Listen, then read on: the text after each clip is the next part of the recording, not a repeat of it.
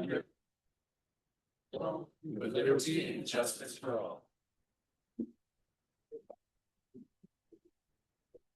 Thank you. Roll call.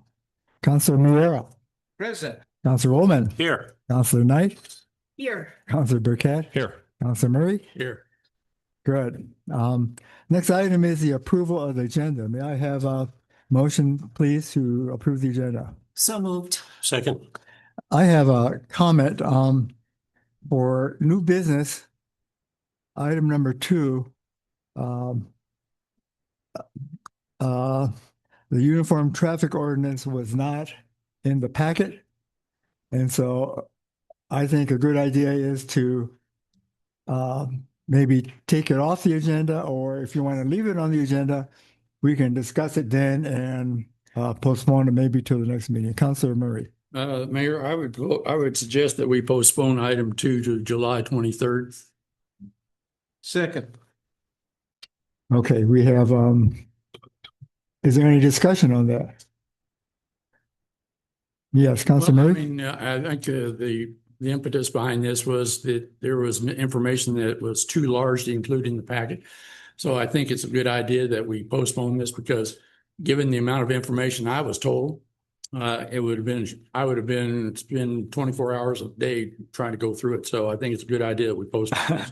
Yeah, it's And 170 Mayor, pages long. if I may as well. So we actually are going to go ahead and put this on the website under the meeting date for the 23rd. And that way the public and council, and we'll email it to the council like we normally do with the packet. But that way the public has a full month to review because it is 174 pages of the Uniform Traffic Code. So it is a pretty hefty read. So it will be on the website starting tomorrow. Any other discussion on the motion to postpone this till the 23rd? Or the 23rd of July, right? Yes. Okay, all in favor, say aye. Aye. Opposed, say nay. Motion carries. Now, going to the previous motion of approving the agenda minus this item, we have a motion and a second. Any other discussion on this? Lacking any, all in favor, say aye. Aye. Opposed, say nay. Motion carries. Thank you. Appointments. Number 1, nomination and approval of Lisa Brown to fulfill the vacancy of the District 4 Council seat for the unexpired term of office per statute NMSA 83-12-1. Lisa, you want to come to the podium there and maybe say a couple words, and the council might have some questions for you too. Thank you, Mayor, councilors. I've worked with all of you, and I have enormous respect for you all, and I look forward to working with you. I want to express my sadness at the loss of John Alsobrook as well, and my condolences to his family.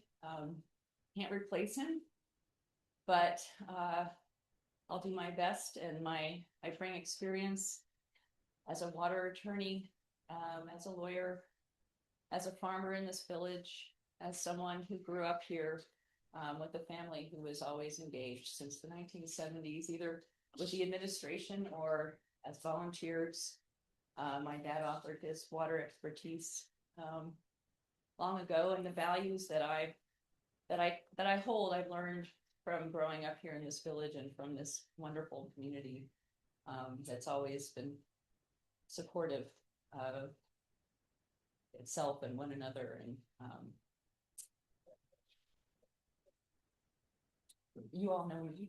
You all have my application. I'm not sure what else to say, but I do have experience as a water rights lawyer, as a farmer in this village, and I'm very familiar with all of the issues that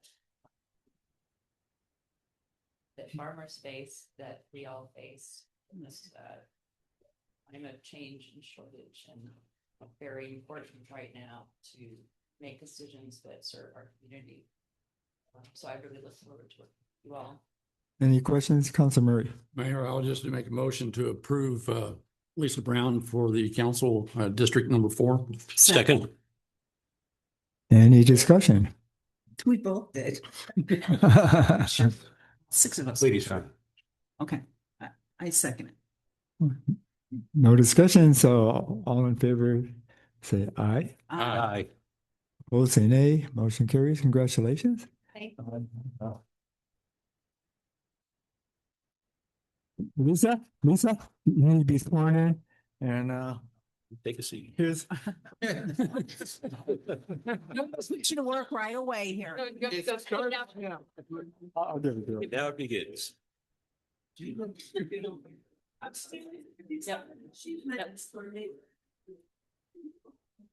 You might want to try and get as close to the mic as you can because the people at home can't quite hear.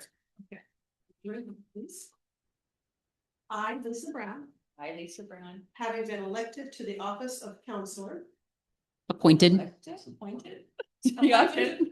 Elected to the office Elected of counselor That's right, of District 4 of District 4 in the village of Corrales, in the village of Corrales, Sandoval County, Sandoval County, state of New Mexico, state of New Mexico. do solemnly swear Do solemnly swear that I will uphold the Constitution of the United States, I will uphold the Constitution of the United States, the Constitution and laws of the state of New Mexico, the Constitution and laws of the state of New Mexico, and the laws of the village of Corrales, and the laws of the village of Corrales, and will faithfully and impartially and will faithfully and impartially discharge the duties of said office discharge the duties of said office to the best of my ability, to the best of my ability, so help me God. so help me God.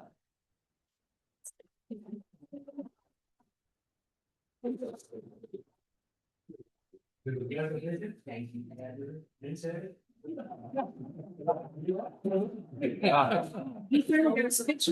know. I wonder if she read the packet. We're putting you right to work. Yeah. Did you? I don't, yeah, not sure how I feel about that. I don't need them. You should just ask me. Yeah. I'm comfortable. How are you? Good to see you. You drew a short straw on seating. Tough break. Oh, well, I don't know, I mean, I'm. So Yeah. can I? Planning for tonight. Yeah, just that hung this afternoon, okay. So can I ask a quick Yeah, question? Councilor Cass. So we are definitely putting her literally in the hot seat. I don't know, was she prepared to read the full packet in its entirety and all that? Like, or I mean, because I don't think there's anything too confusing tonight, to be completely honest, but yeah, we're gonna ask you to vote on things you may or may not have read about. So. And I think in this case, Pass. normally we don't let a counselor recuse themselves, but I think in this case, if there's something you feel like you're not prepared to vote on, you can say, I recuse myself from the vote this time. Just, You yeah. probably know about more about all the issues than I do already, but. Anyway, congratulations, Lisa. Thank And I'd like to direct your attention to that new portrait of me up there. Village photographer Melanie Romero took that and Shutterfly did the picture and there it is. So anyway, it's official. Next item, there are 4 nominations for planning and zoning. And Lori Selt, would you like to talk a little bit about planning and zoning and what the positions are about? Thank you, Mayor, Councilors, Administrator. Trying to put this on the short person setting. Very quickly, I've arranged for some new commissioner training for the next Planning and Zoning Commission meeting, which is July 15th. Brennan Williams is the retired planning director for the city of Albuquerque, and he'll be conducting it. He's quite good. The New Mexico Municipal League has retained him for statewide training sessions. And he is a frequent speaker at the zoning conferences. Very knowledgeable, very funny, gives a really good couple of hours training. That being said, I just wanted to say it's going to be important for the new commissioners to understand that their duty is to look at a given application and weigh it against the existing ordinances of the village of Corrales. Laws that have been enacted by you, the governing body. The Planning and Zoning Commission does not make policy. They can make recommendations for you to later consider and act upon if you wish. I also want to state, because I saw this a lot in the applications, the comprehensive plan is an advisory document. It's a vision statement. If there are suggestions within it that are not now law and could become law, that is at your discretion. I just want to state that it's very important that the existing rule of law, the ordinances of the village of Corrales, are what the Planning and Zoning Commission should base their decisions on to keep us out of court, to keep us out of trouble. Thank you. Thank you, Lori. We can go down these nominations one by one.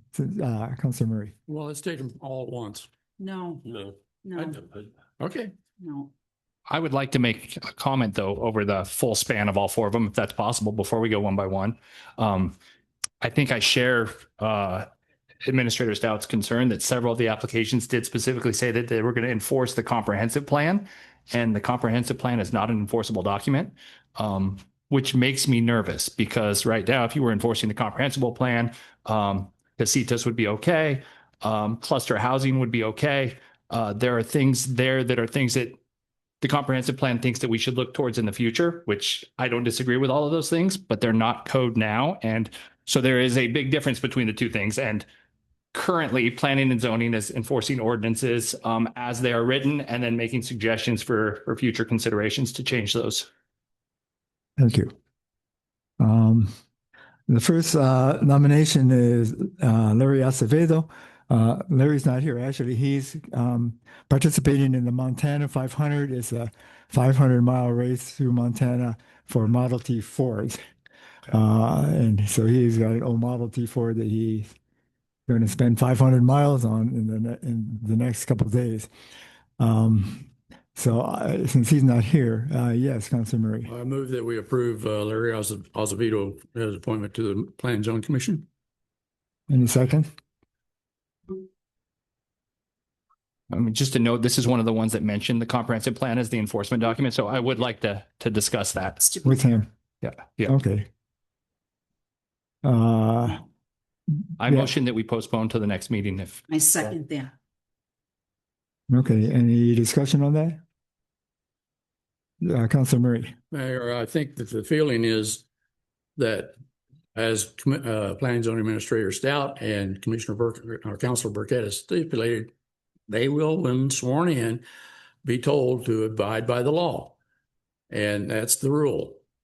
But like they say, if there are conflicts, that is their duty also to bring it up in a meeting, make recommendations, and submit it to council through the Planning and Zoning Commission. So I don't see why we should postpone this, until next meeting, just because there are stipulations. You think that they're full, they're going to adhere to the comprehensive plan and not to the ordinances. The ordinances are there. That's what they are told to abide by. So I disagree. Councilor Burkett. I mean, my concern is the answer to all three questions on the application is to follow the comprehensive plan. And just as a courtesy to him, I want to make sure he knows what he's signing up for, that he is not signing up to enforce the comprehensive plan. He's signing up to enforce ordinances, and he may or may not be okay with that. And so I think there's concern from our end, but there could be concern from his end as well that I'd like him to be able to address. Councilor Knight. Thank you, Mayor. I'm not sure who he is, so I would like to have a face with the name and ask him some questions. Sure. So should we postpone his appointment until the next meeting? Is that? And there's a motion. Was there a second on that? Yes. Okay. Any more discussion to postpone Larry Acevedo appointment to the next meeting? All in favor, say aye. Aye. Opposed? No. Okay. Motion carries. Next appointment is Ed Bowles. Ed, you're here. Would you step up to the podium, please?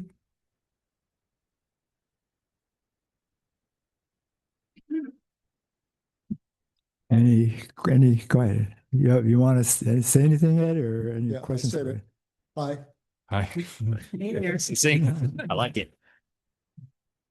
Any questions for Ed from the council? Councilor Waldman. Yeah, I have a general question for all of the applicants. This council has struggled for years to define and make some headway on the first part of the title of this commission, that is planning. So while this is not your primary responsibility, can you describe with some specificity your vision of the planning function of the commission?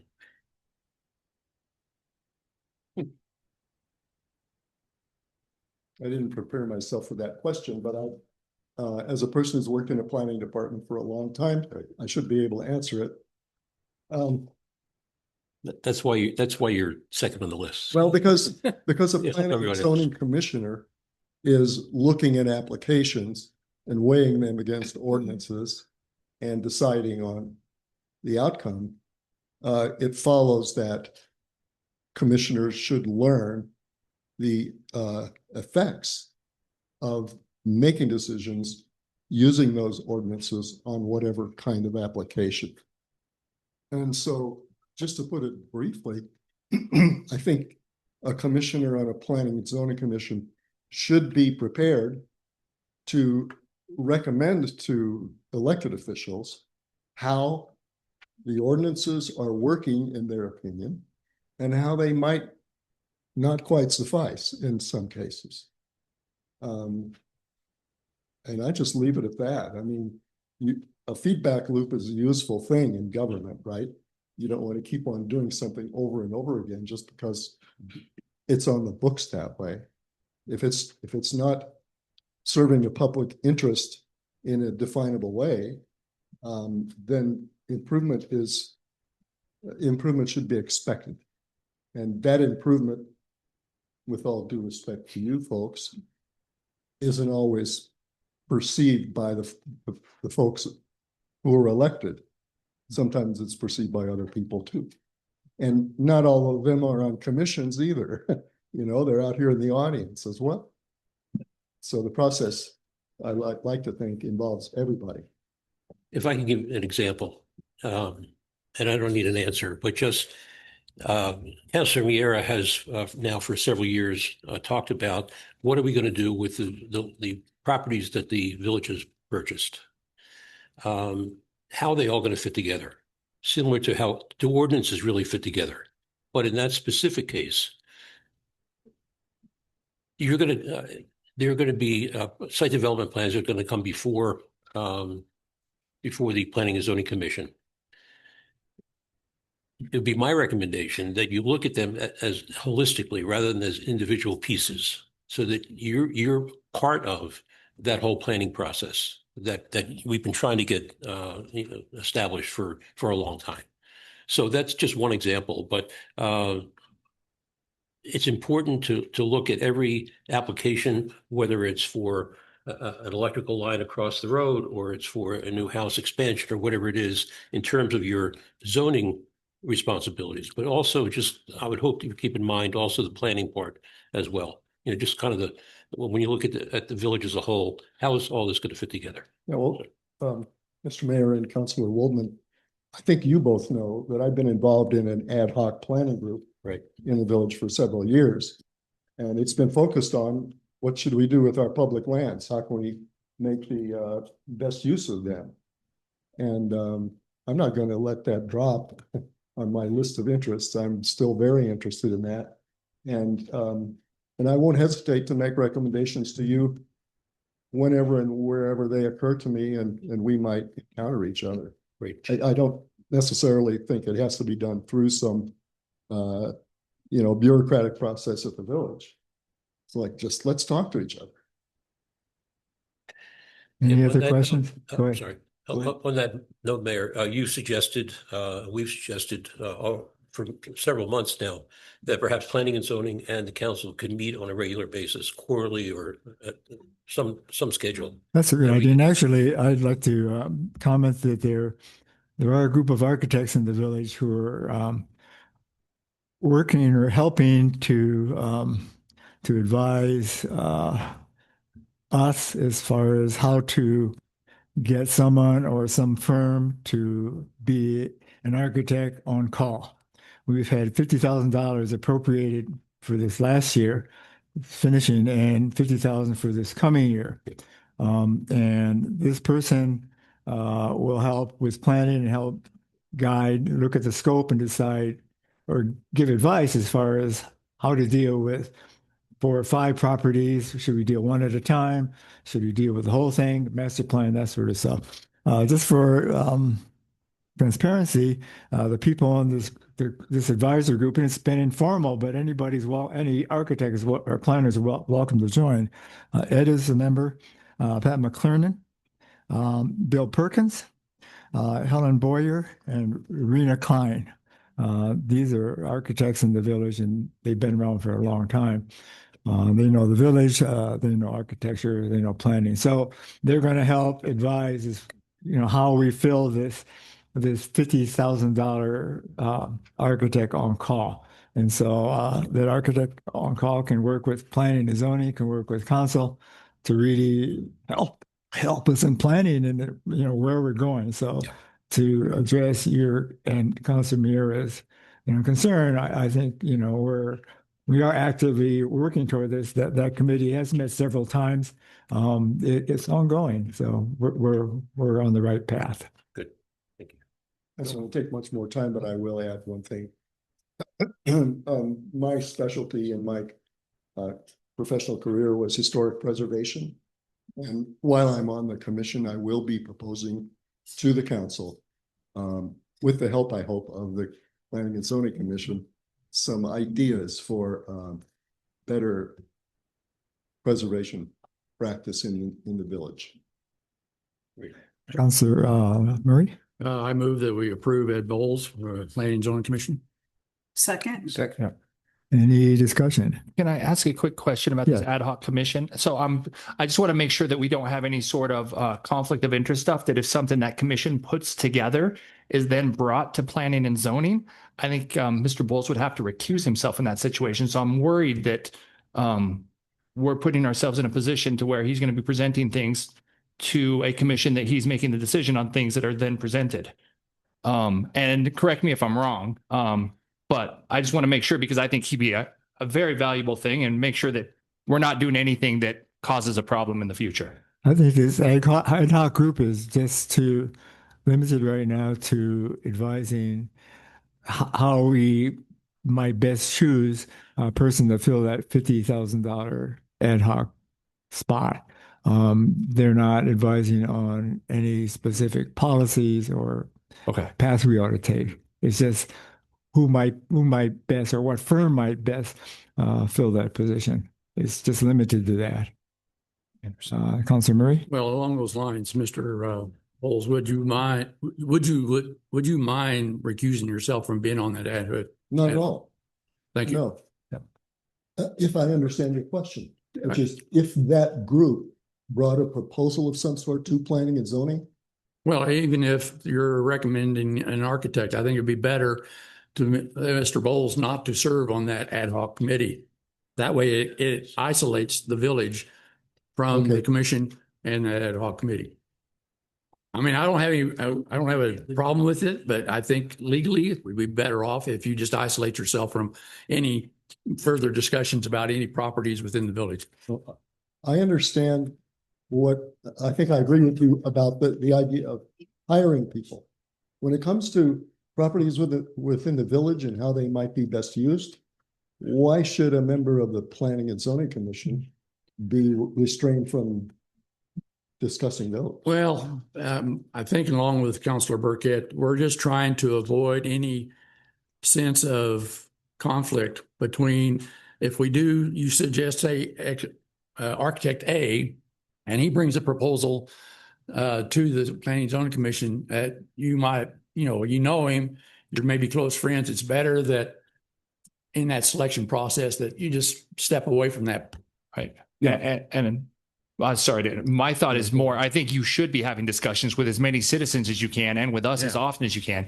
I think formal suggestions and any sort of formal submissions to planning and zoning, those are where we get into kind of sticky territory. If you're part of a formal submission, whether it's like the city center plan or whether it's the name of an architect for a job, that being more of a formal recommendation that you then are the person contributing to a vote on, I think I don't think this is going to be a formal discussion. I think they're going to recommend to the administrator and I, and it might save us going for an RFP for the position if this firm is part of the state procurement group or the education group.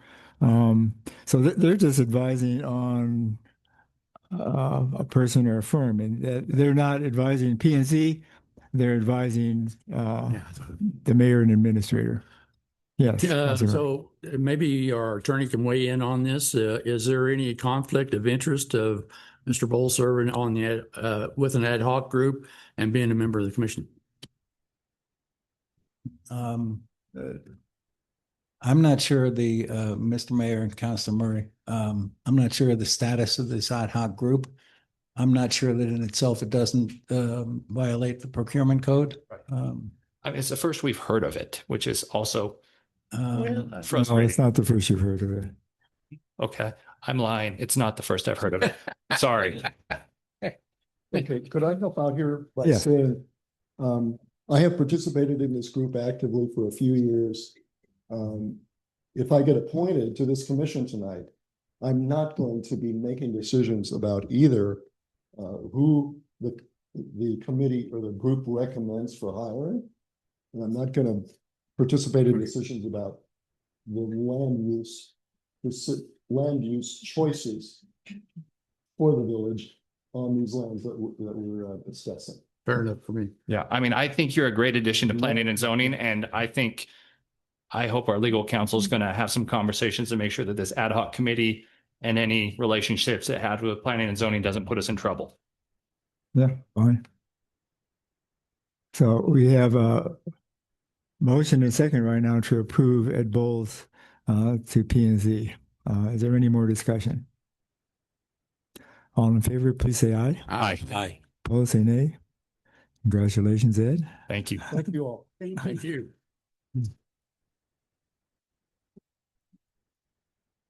Next nomination is Michael Source. Mike, are you here?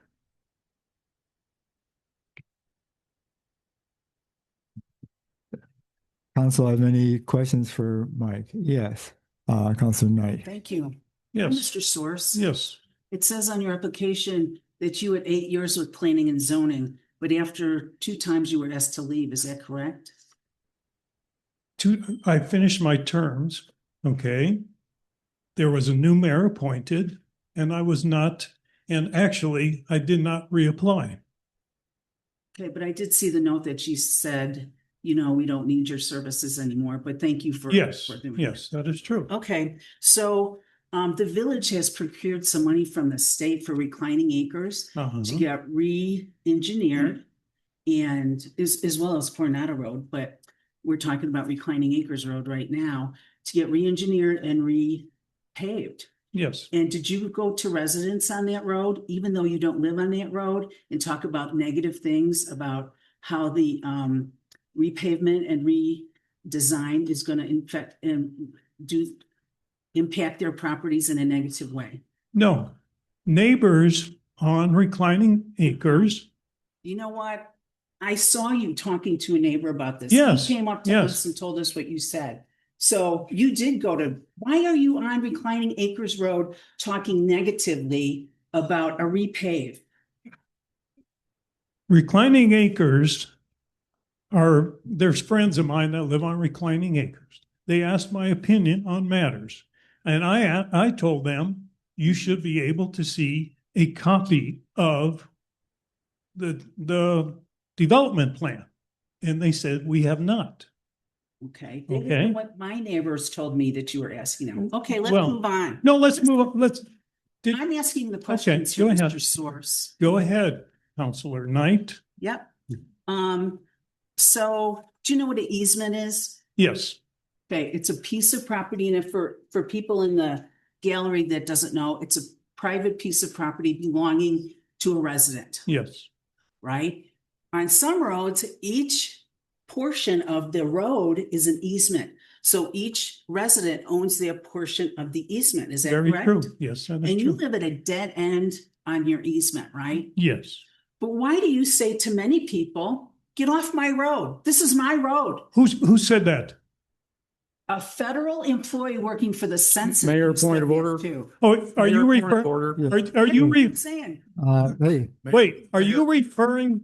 stop. Mayor, point of let's order. not argue about this, okay? Are you, Okay. Let's I'm be just civil. asking. no, Mayor, You point of said, order. This is my. Point of order, you're, And it was- Councilor Knight. and it Councilor was- Knight. Councilor Knight, Ask let's a point of be order. quiet for a second. Point of order is this line of questioning is inappropriate this time. Yes. I will answer that question. Are you referring to Alvin Knight, Yeah. your The husband? federal employee that was Yes. working for the census. Yes. It was not even near your property. Okay. Screaming and yelling, get off my road. No. Have you? Yes, you did. Mayor, this Have bro- you? this- Were you there? Mayor, this point of order. Yes. This is, You- this, Councilman, I was there, yes. come on. Let's move. Okay. Councilman Knight, this line of questioning is inappropriate Why? because it doesn't pertain to what Mr. Source is applying for. It No, does too. It does How not. does he react to people? How does he Mayor, incorporate an easement? the point is, The whole road? No, No. you've said that. Yeah. I've heard you say that. Who? I've Were you heard there? say Mayor, Were you this there? is he said, she said, this is inappropriate to allegations. We don't know the fact. I'm telling you, Therefore, and I told you it's at the inappropriate. beginning of the year, Mayor, that I had these concerns about this gentleman. Didn't I? Didn't I? Excuse Yes, I me, let did. me explain something, No. okay? We've had, several of us have had issues with the Knights, okay? Okay, To the point all right. Are you Where- gonna make this about me or about him? where, Control your being a mayor, will ya? it's about him. It's his. He is, Say. my nomination. No, And hey, make sure he doesn't get on because, okay, let's have a vote. okay, Let's have a vote. Mayor, Let's vote. the chief of police is here and he can verify that Village of Corrales filed criminal trespass charges against Alvin Knight, okay. okay? Hey, now, this personal issue is not relevant to whether Mr. Source is appointed to P and Z, so. Are there any other questions from the council? Councilor Murray. Move to approve Mike Source to the Planning and Zoning Commission. We need the Okay. mayor, so. he made the Second. motion. Thanks. There's a motion and a second. Any more discussion? All in favor, please say aye. Aye. Opposed? No. Motion carries. Congratulations, Mike. Thank you. Next nominee is Salome Ward. Salome, are you here? Yeah, it did. It did. Oh, good luck, Lori. Good luck. Hi, everyone. Hi, Salome. Any questions from the council for Salome? That's right. You're fine. Yes. Councilor Burkett. So I'm going to ask the same question I would have asked the first gentleman about your comments on the comprehensive plan and just make sure that you recognize what you're signing up for is enforcing all the current ordinances and then making recommendations on future ordinances. And that is what you are signing up for and what you're willing to do. Yes, it is. And I did say that. I mean, I brought it with me. I'm glad because I did specifically say that the ordinances must be abided by. I referred to the comprehensive plan as an aspirational Right. thing. So I understand it's not the law. And I've also met with the administrator and that was also explained to me. So yes. Okay. No. Councilor Murray. Thank you. So this comment is going to be addressed to you and the other two that have been recently appointed. Our past attorney, John Appel, always told us when we were on planning and zoning that when you make a motion, make it with a ordinance number in mind, because that gives then the attorneys a good footing towards any appeal. So if you were to say, come up against one ordinance that you thought wasn't fit, you just specify that that's the reason for your motion. It's 18, whatever, and then give the reason why it either applies or doesn't apply. He says that is a good foundation for our attorneys for any appeal that comes up. And I've been noticing lately that it doesn't seem to be going on. We're a little bit more loosey-goosey up here on the council because we've got the ordinance in front of us. Usually it's, yeah, we approve it. But I think from your point of view, since you are sitting as a quasi judicial group, please, and this goes for the other appointees as well, make your motions with the applicable ordinance in mind. And then that way we're on good footing. And anyway, and again, with Councilor Burkett, yes, we have to apply just to the ordinances If you do find something in the comprehensive plan, maybe it's in conflict with the ordinance, make a recommendation to us and we will either approve it or not. So that's the process, because I know when I was on it, we would find things that we found, objectionable. It didn't seem to fit with the comprehensive plan, and we'd send that recommendation up. And that's the way the process works. And that's the way I hope you guys will work with Will. I look forward to, if I'm approved, I look forward to the training that we'll have also. And I am a studious person. I intend to read. I'm a bit of a nerd when it comes to things like that. So I absolutely will be reading, the ordinances. It really is a time commitment, Yeah. because you are given a lot of information, and I don't know when they give it to you, like it's 72 hours before, or maybe I hope they give you a week. But yeah, it's a lot of information to take in and try to apply the ordinances that they are. Anyway, thank you. Councillor Knight. Yes, I just wanted to make sure that you have talked previously about the business that's on East Meadowlark and Corellis Road. And, you have an interest in that because you live by that street.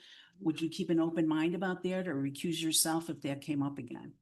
I'll definitely keep an open mind, and I'll do whatever is proper. I'm not sure if the administrator or we choose upon ourselves, but I was not one of the members who, I was not a part of the appeal or that kind of thing. But you're right, it is my street, so I guess I'll follow whatever precedent has always been happening. Okay. That. Any other questions for Salome? And has there been a motion? No. So can I have a motion to approve Salome, please? So I'll moved. motion. I'll second. Any second? First, second. Okay. Any more discussion? All in favor, please say aye. Hi. Aye. Opposed, say nay. Motion carries. Congratulations. Moving right along to administrator's report, Melanie. Thank you, Mayor and council members. I just have a couple of updates that have come in since the packet went out last week. So just a reminder, Councilor Also Brooks Memorial service will be this coming Saturday at 4:30 at Parea's Restaurant, and the public is allowed to come and attend and share their stories of Councilor Also Brook with his family. Councilor Murray, I have something special for you tonight. Yes, ma'am. Angel Road striping. Whoa. Going to start on Thursday. Wow. So, Thank you. and I believe Steve said it should be done by Friday. So it should be quick work, but I know it's been a while in the making. Here, she would thank you also. Yes. So, Thank you. also on Thursday, we are expected to have Easy Fiber go ahead and start their project. They finally got all of their paperwork in order to us. And so it looks like their goal is to get started with construction along Meadowlark, Upper Meadowlark coming down from Rio Rancho on Thursday. So I will get the website updated. It'll be all the same areas, just with new dates. So we'll get the website updated. We just found out about that this afternoon. And then on either Monday or Tuesday of next week, there will be some road work being done on Mountain Shadows. We're going to go in and repave a couple of sections of the road. If you've driven down there recently, you'll notice there's a couple of chunks of road that are in much worse shape than the others. So those are going to be fixed. It's not a total repave of the road, just a couple of sections. So just something to be aware of. If you live in the area, the crews will be out there working Monday and Tuesday. Councilor Woldman. The animal services construction has finished. Really? Yes, it looks gorgeous over there. They haven't moved everything back into the rooms yet, but it's got a really cool pocket door in between the two rooms inside. And the cat run, I couldn't quite picture what that was going to be going from one building to the other. I thought it might be like a swinging rope bridge or something, but it's nice and sturdy, and the cats can go out there and sun themselves and be protected from animals. And it's really cool. So. Did it still come in under budget? Oh, yeah. And do you have plans for using those funds? We do. We're looking at purchasing some things to kind of equip the cat area that the cats will enjoy. So Shelving and stuff, yeah, perhaps? Yeah, some things like that. Thank you very much. So you're welcome. That's great. Okay, and then just an update on our farmland conservation easement process. We got 4 new applications in. And the Farmland Commission will be presenting their recommendations and their new ranking of those properties at the July 23rd meeting. Oh. So that's kind of exciting. So next, if there aren't any questions on anything. Councilor Murray? Yeah, I got a couple there. Is there an update on the Lean and Clean? Yes, I was going to have Lori come up and give you that Okay. here in just a minute. Also, I noticed in the Parks and Rec Department report, I think it said they had a trespass of a patron. They sure did. Was there a report filed? Yes, Okay, I'm just wanting to make sure that the village was covered on that. yes. Okay, thank you. Yeah, and the employee is okay. with this Councilor involved. Burkett. Councilor Woolman? Yeah, I noticed that the money has been appropriated for Saucy Park, has Mhm. been approved. Yeah, we're just waiting on the actual grant agreement. So do we have a time frame for? Not yet. We won't know until the grant agreement comes in, but they said the grant agreement should be to us within like 30 to 45 days from the date that we received the email, which was last week. And what will the process be for finding a design group to take a look at it? That would be a Tanya question. I'm not sure where. Tanya, are you on? Yes, I am. Thank you, Mayor, Council, and Administrator Romero. The process will be spelled out in the grant agreement because this is federal money. So until we get anything, I guarantee it will be an RFP, but we'll have to look at what federal and state rules have to be in it. A lot of federal money comes with an RFP template. I don't know if this one will. Great. Thank you, Tanya. Yeah, and we'll keep you updated on that as we move through the process. Thank you. Councilor Burkett? Yep, just wanted to make sure on the new submitted properties for the conservation easement that they're going to be based off the same scoring system. So we're apples to apples. Yes, exactly. Okay, perfect. Thank you. Okay, and then Lori, if you'll come up and council, this is your opportunity to get some information. We had a meeting with Ken this morning about moving forward with the Lean and Lean and how to do that. So I'll let Lori update you and then you can ask her questions. Thank you, Administrator, Mayor, Councilors. It's kind of funny because I gave you some materials in your packet and things have regressed further. It's just over the weekend. Initially they did do a great deal of work. And Dennis felt that they had satisfactorily completed what they needed to do. Unfortunately, they have subsequently regressed. He and I went out there on May 28th, and some of these pictures that I've sent you show, again, some piles of, just junk, boards, pieces of metal, hoods of cars and just stuff, barrels, et cetera, have migrated back onto the property. While we were out there, there was active construction going on a building in the setback, no permit. It's at least 30 feet long, and possibly longer. We were looking at it from adjacent properties. So the next day, our building official went out and put a red tag, stop work, get a permit. And of course, we heard nothing. And subsequently over the weekend, I understand that they've now perhaps run electric to it, again, not permitted, because the city of Rio Rancho does our electric, our trades, and they have been informed not to issue any permits on this property. So there are no permits.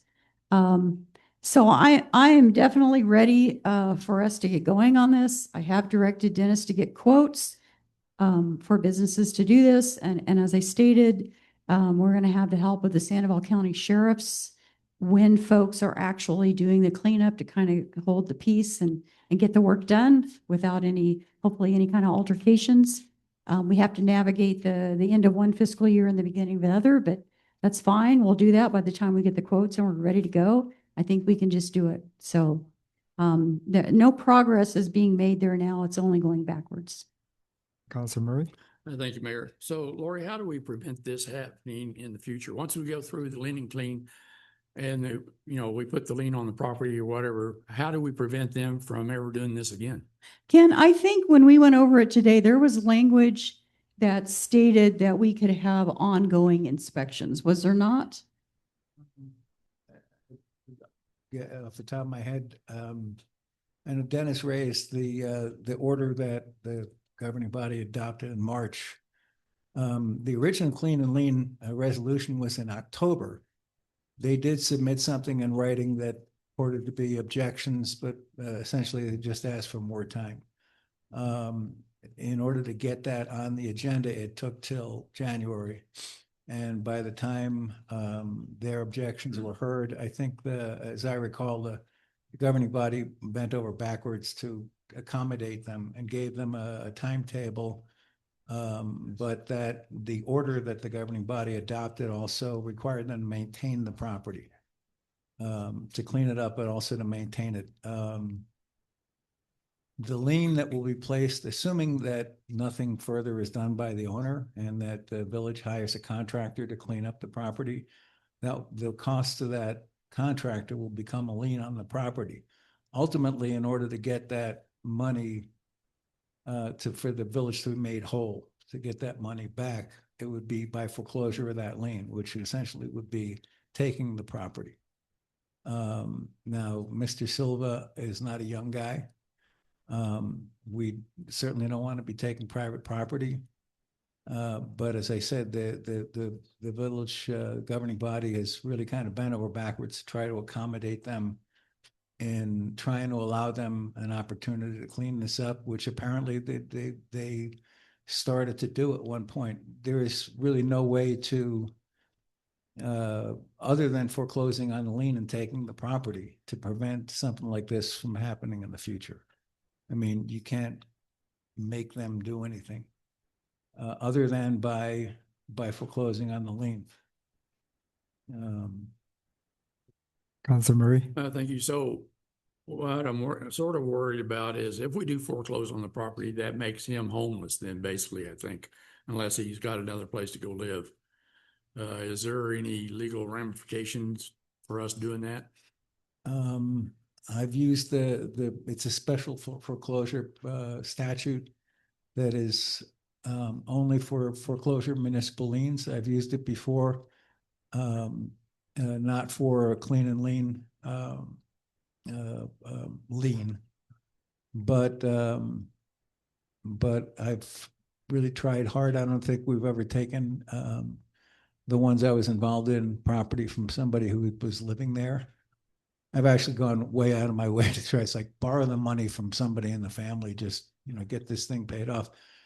But yeah, I mean, if the village could allow them to stay there, I don't think there's anything that says that we have to kick them out. But again, that's a nuclear option. But yeah, I understand. But I mean, if we still allow him to stay there and he brings more material back in on the property, what's our options then?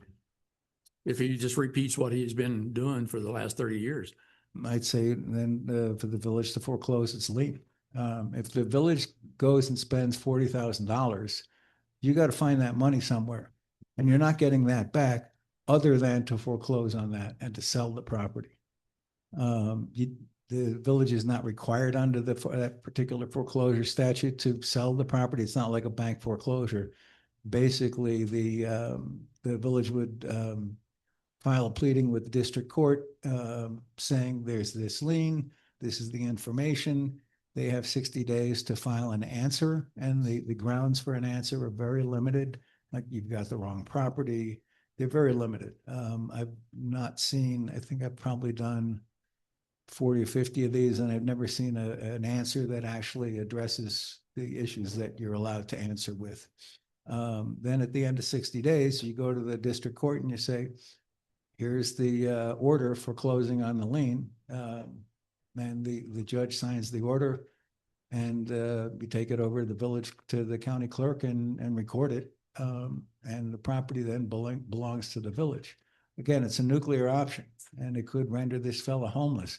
But Counselor, sorry. I'm sorry, I didn't mean to interrupt. If I could, Mr. Silva does own other properties in the village and has looked into selling them. So I think he would have that option to sell some of his vacant land and pay off the lien if he chose to do so. It may be that it's a recurring problem. I just want to prevent it being a recurring problem. Yeah, I was hoping that there could be some sort of language, and I thought there was language written into either the resolution or something subsequent that said it would give us, code enforcement in the village, the opportunity to go in, whatever, every 6 months, to have the ability to go onto the property and check Yeah. to make sure we haven't backslid. I didn't bring a copy of the order with me, and off the top of my head, I can't recall that, but ultimately, whether the village retains the right to go and inspect, that again does not prevent him.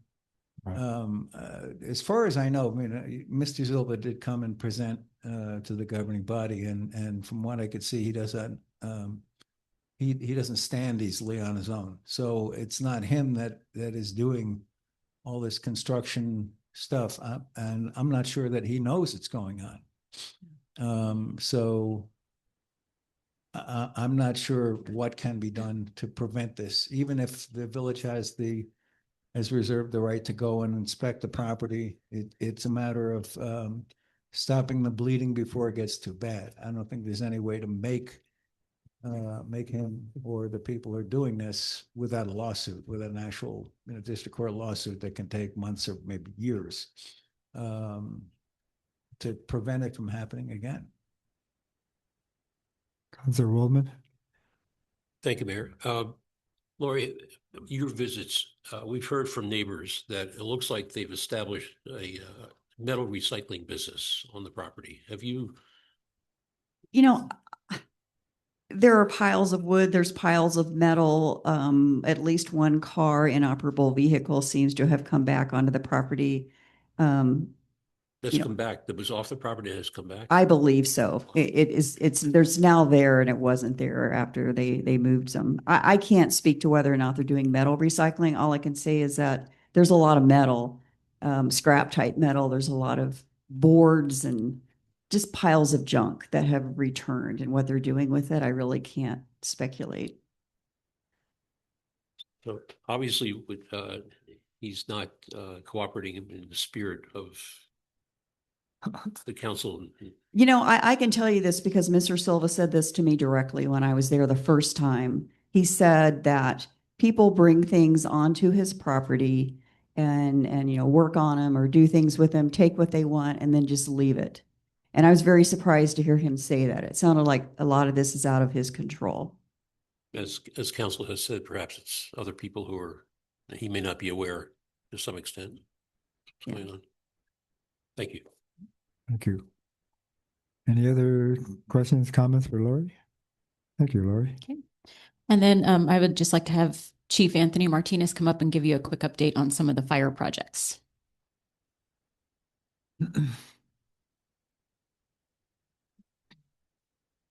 Good evening, Mayor, Council.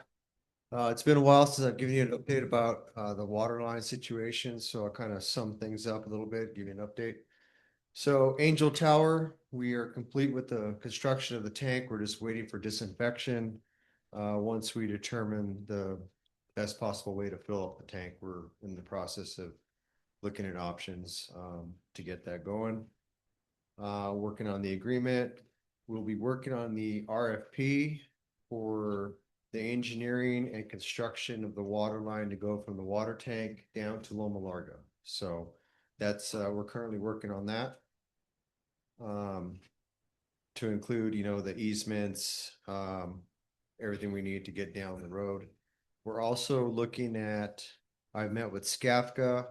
We've looked at their maps to see where they have right-of-way and easements. So as we are in the design phase of this water line coming down, we're looking at utilizing some of the quasi-government easements to take the line north and possibly south to intersect some of the other roads like Camino de la Tierra, and then see where we can go south, maybe Rio del Sol or some of those, depending on where the easements can take us. We may not have funding to do that, but we'd like to lock them in the design for future expansion. Next will be the Prairie Sunset subdivision that's going in at over by Camino Real del Sol, not Camino Real del Sol, sorry, Don Julio. And they're in the construction phase of the water lines. So myself and planning and zoning, we met with the developer. They're putting in the infrastructure. for fire suppression, for hydrants to support that community. The subdivision will be fully protected, hydrants within anywhere from 500 to 1,000 feet of all the new homes that will be built. And we're in the process of securing a hookup for that water line to a hydrant just right outside of there by 528 and 448, or 528 and Don Julio. So currently working on that. Andrews, that's been an ongoing project. I think the last time I gave you an update, we have completed roughly 2,270 feet of line installation, 8-inch water main with 4 additional new fire hydrants that are fully pressurized. We have completed our connection at the rec center underneath Corrales Road, which went pretty seamless. The only thing lacking is we're getting gravel delivered, crusher fine for the Growers Market parking lot, and the parking lot there will be delivered tomorrow, and we'll hopefully get all that spread out. So we're about 400 feet away from the connection from that, going from the rec center down Priestley. We're approximately 400 feet away to the connection to Andrews line. So when we make that connection, we'll be able to feed our rec center water line, our system with our fire station system, and Loma Larga. It'll all be linked. So we're pretty excited about that. We're almost there. We're about 2,420 feet away from installing our first hydrant down in the Bosque by Andrews, south of Meadowlark. So that's our goal. We could see at the end of the tunnel. It's just taking us a little while to get there. So once we complete that, we're going to go back to Andrews and West Meadowlark. And it's about 1,900 feet to take that water line and provide hydrants down East Meadowlark to Corrales Road to put a hydrant close to those commercial businesses, the gas station, Village Mercantile, Frontier Mart, which will be huge for those commercial businesses. And when we're done with that, if we have some money left, we're going to go back and finish up here at La Entrada, and we're about 300 feet away to bring a hydrant down here by the senior center or close to the water tank. So the next project is ongoing. We are close to an agreement with the APS for the Corrales Elementary School. The agreement consists of us, the Village of Corrales, basically taking over ownership of their water tank, which is 60,000 gallons, their new pump house, and the pumps and the hydrants on site.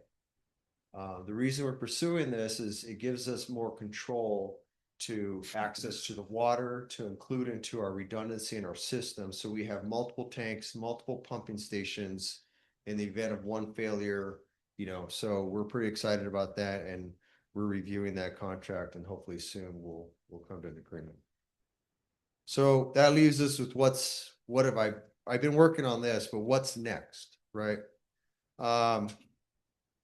So I am currently working on a price and a bid for refurbishing the Village Hall tank back here to see if it's cost effective to refurbish that tank and then relocate it somewhere in the Village of Corrales where we don't have a reservoir, where we don't have water, we don't have access to hydrants.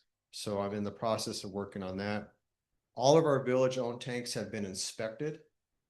We have gotten our reports, and Public Works and I are trying to prioritize and looking at budget to some of our tanks are older. They need to be, drained. They need to be, they get silt on the bottom. So there's some maintenance to them.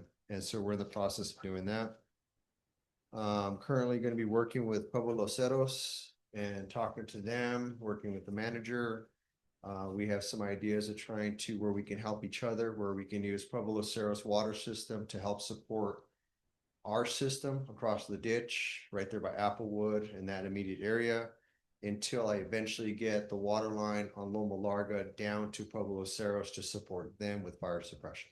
So I'm looking at trying to find out where we can get more water closer to the Bosque. As you know, it's fire season time. It's hot, dry, windy. We have the hydrant over by Dixon. Soon we'll have a hydrant by Andrews. But we need more water and more locations for tanker trucks to fill up. Yes, Mayor, Council. Can I ask him a quick? Counselor question? Knight? Yeah, so is Corrales responsible for all the Bosque that we're next to on the east side? I mean, if something happened, wouldn't other agencies come in too because it's a national or a state-run area? I mean, So- are we totally just responsible for that or other agencies are?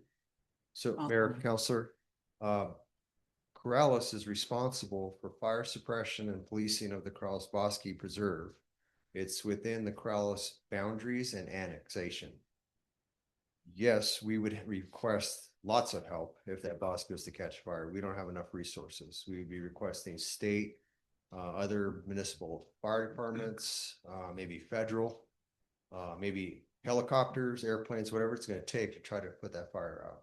Okay, But we would be financially responsible for all fire suppression costs in that bosque. And that's where, Tanya would come in as far as emergency manager, applying for an FMAG to try to get federal assistance to help us offset those costs. Does that Counselor answer Murray? your question? yes, thank you. I'm sorry. Thank you, Mayor. So, Chief, back to the APS agreement. With the new school, they've got pressurized fire sprinklers. Is that correct? Correct. So Counselor. if there were a major event and we were using their tank to fight the fire, is there a point where the tank would be disconnected from our lines so that the pressurization in the buildings would be maintained? You understand what I'm after? Yeah, Mayor, Council. So right now, currently, that tank is out of commission because of the construction. The school is being supported by the Corrales Fire Suppression System. They're already connected. The fire station, tank and pump, the Loma Larga, which is connected, is supporting all their hydrants and their fire suppression system. And future expansion with all the new construction going on.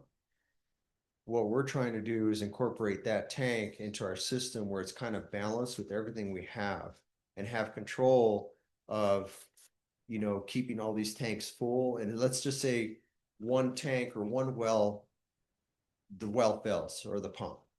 Then we're in the process of trying to transfer from one tank to another. So let's just, for an example, the Corrales Elementary School tank is empty right now. If we take it over and we're ready to fill it, part of the testing process will be, we're not going to fill it by their well. I'm going to transfer water maybe from the rec center system when we get it connected to make sure that I can fill that tank in the event of a well failure. So does that kind of? Well, I'm just curious, is there ever, this is a what if? What it would be if we drew down enough of the water, would we lose pressurization at the school for their sprinkler systems? No, it's Okay. not designed that way, that we would have redundancies in place to always maintain pressure on their system. Okay, that's what I was Yeah, curious about. Yeah. All right, thank you. Counselor Waldman? Thank you, Mayor. Chief, you mentioned at the outset about the Angel Hill tank. Our understanding was that Rio Rancho was going to provide water for that. And now you say that you're looking at options. Yes, Mayor, Councilor, we are currently, the manager is communicating with them and that's still an option. And that's what we're moving forward with. I just couldn't give you an official update because we're not done with, and I can let the manager talk more about that, but. Yeah, I'm just wondering, are there other options? I mean, there's no water. There are, the other option was a well to drill. Hmm. And it was about between $200,000 and $250,000. Yeah. And I don't have the budget for that right now. Sure. And we're just waiting on a response from the city of Rio Rancho. The last update I got was, they just elected a new mayor and they were busy trying to bring him on board. So I did reach out to their attorney today and just asked for an update, but as of 5 o'clock, I hadn't heard anything yet. So The other question I have is, how many homes are going into that new subdivision that you're going to have to protect? You know? I can't remember. No, the Prairie Sunset. 2 commercial and 19 residential. 2 commercial, 19 residential. Okay. Thank you. How much does it cost to fill that tank by Rio Rancho Water using their commercial rates? That I guess would be up to negotiation, Mayor, Okay. Council. We would probably have to see what the rate would be for us. I know currently, I believe they charge, I think it's $10 or $15 per 1,000 gallons on bulk fill rate. So it'd be that, I guess would be a safe number to use. And, Okay. but I don't know what the agreement might disclose for us to fill up the tank. Yeah, that's one of the answers we're waiting on as part of the agreement, is what they're willing to give us in terms of a rate. And Mayor, Council, Councilor Woolman, I just want to be clear that, you know, when I do try to plan for these projects, I try to plan to have enough money to complete these projects. However, Angel Road, as you recall, I've been working on this probably since like 2016. So projections and price quotes and asking for money and legislation, you know, at one time, we would have had enough money for a well, tank, and some infrastructure, but the price and the cost and the timeline, I just didn't have enough money for a well. Aries, you're at the top of Angel Hill. How far down would you have to go to actually have an effective well? Mayor, Council, I think it was estimated to like 500 or 600 feet. Yes, right. And again, the other complication is for those in the audience, you know, I only have single phase power up there. I don't have 3-phase power. So it, you know, it's a little more expensive to try to put wells or pumps 500-600 feet in the ground to give us some sort of quantity on that lift on a single phase system. So we had our challenges, but we're moving forward. Everything looks good as long as everything kind of falls into place. Almost done here. Oh, and the last thing was, as we make our connections in all of our system, we will be testing, which I kind of explained about the Corrales Elementary School, the transfer of water. So the way we kind of build our system is we could take water from the fire station tank and we can pump it through the infrastructure and fill up the rec center. Or we could fill up the rec center tank. And if, let's say, the fire station well went bad, but I need to fill up that tank for fire for the school, or, you know, make sure it's full, I could take water from the rec center, transfer it through our infrastructure and fill up the fire station tank. So I'll stand for any questions. Any more questions? Actually, Chief Martinez has been working on this fire suppression system since 2005, and so he's really had a lot of foresight to get this going and staying with us. So thank you. Thank you, Mayor. Councilor Burkett. Thank you, Mayor. So I was driving across the river in the South Valley probably a couple weeks ago down by the Hispanic Cultural Center, and I saw multiple vehicles driving up the empty riverbed and people with canopies like setting up picnics, and those create a fair amount of concern from a fire danger standpoint. Whose jurisdiction is the riverbed? I mean, you say we manage the Bosque Preserve, but I assume that ends at the water line, or where the water line typically exists, or does it end where the water line does exist? Or if there's no water line, who's in charge of finding somebody in the middle of the river and telling them they can't be there? Mayor, Council, so it's a very good question. So I've been told, you know, to the riverbank is jurisdiction, or to the center of river. So it's a gray area. We have had situations where people have trespassed and stuff, and we call out the you know, law enforcement, local Corrales police, and then they have to make the determination if it's within their jurisdiction or if it's outside. If it's closer to Sandia side, then that would be like Sandia PD. If we have to, we could probably reach out to some of the federal agencies to help us, you know, identify those areas like the Bureau of Reclamation, to see what kind of law enforcement or what type of enforcements we can have. State police may have to be called in to assist if it's that gray area, because my understanding, the police chief could probably answer this way better than I can. Yeah. But you know, there's jurisdictional things, but I could assure you that we do our best to make sure law enforcement and fire, when we get complaints of someone either in the Bosque or in the riverbed causing problems, we take it very seriously. Like homeless camps to get reported to us. Yep. We aggressively go out there and try to mitigate the situation. However, we need the reporting parties to give us as much information as possible. Sometimes we just it's down on the main trail. Well, there's like 4 trails, or it's next to the big cottonwood tree. So we need like GPS coordinates. I know the mayor's message sent out a thing on what 3 words. So any information you can give us that's accurate, we can go out there and pinpoint it and take care of it. Just to follow up, is there an opportunity to have some sort of MOU with the other entities that we share jurisdiction with, to where we can all kind of co-jurisdict that area in times of emergency need? Just so if somebody's there, it seems silly to call 4 other agencies to ask them whose part of the riverbed we're on. And then if the car turns left, maybe they go to someone else's.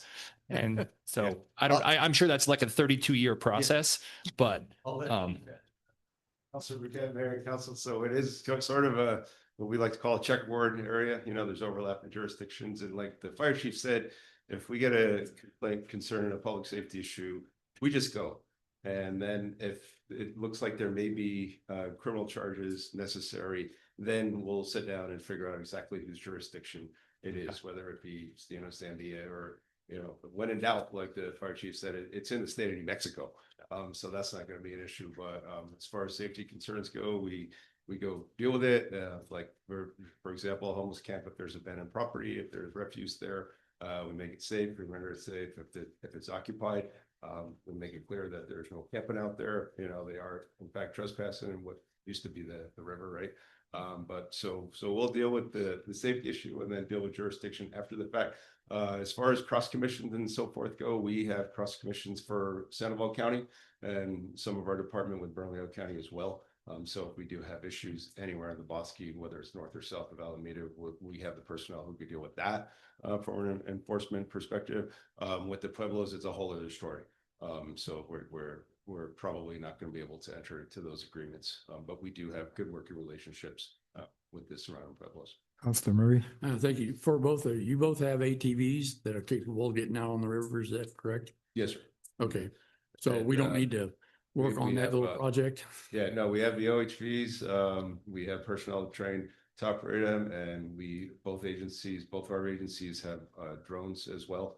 And the fire department has a certified drone pilot. Our day shift sergeant is in school as we speak to get licensed to operate the drone. And for Chief Martinez, are you planning on Romero Road of having a line there for fire suppression for the Bosque? Mayor, Councilor, absolutely. So that would be the Loma Larga project going north. And when we take the line where we're at, like by Academy and Camino de la Tierra, as we go north along Loma Larga, we want to go underneath the Loma Larga ditch where Romero is fed from, and then go all the way to Romero with a hydrant. So is there any plans to go to Siphon Beach as well? We're currently looking at that. Okay. I am currently working on that. Okay. So my thought is, in working with Conservancy, is they have power there. And once they get the siphon repaired and fixed, then those pumps will be taken out, but the power will still be there. So, and it's 3-phase power. So I'm trying to come up, I've been working with the mayor and talking about some ideas. Nothing really drawn out yet, but we're entertaining the idea. Okay, thank you. Yep. Thank you, Mayor. Councilor Knight. The west side. Yeah, Councilor, Mayor, Council. Oh, just don't forget the west side. No. That would be the Loma Larga project going south Going to go south. towards Right. Pueblo Los Cerros. Right. Yep. And again, it's just along Loma Larga. We are trying to plan lateral roads, but we're just trying to get the main line from north and south. So, okay, thank you, Mayor. Chief, Council. before you walk away, don't strangle me. So back in February, Chief Martinez was awarded the VFW National Fighter Award. So he has already had a fancy ceremony, but they brought us this really cool actual award for you.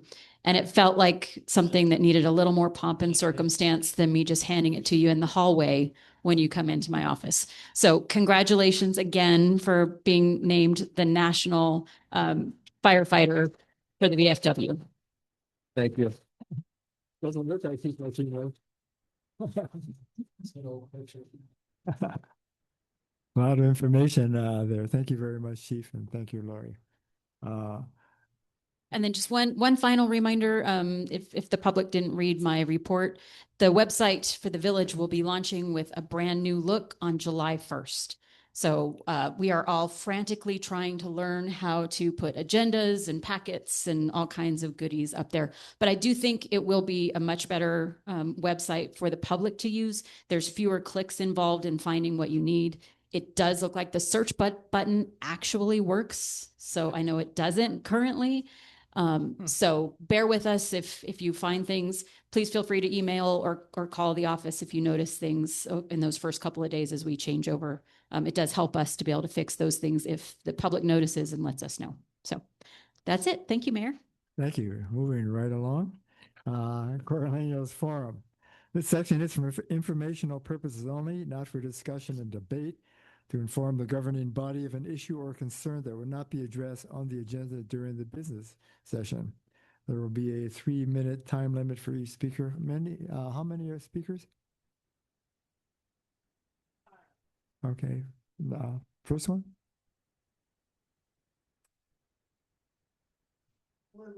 Hi.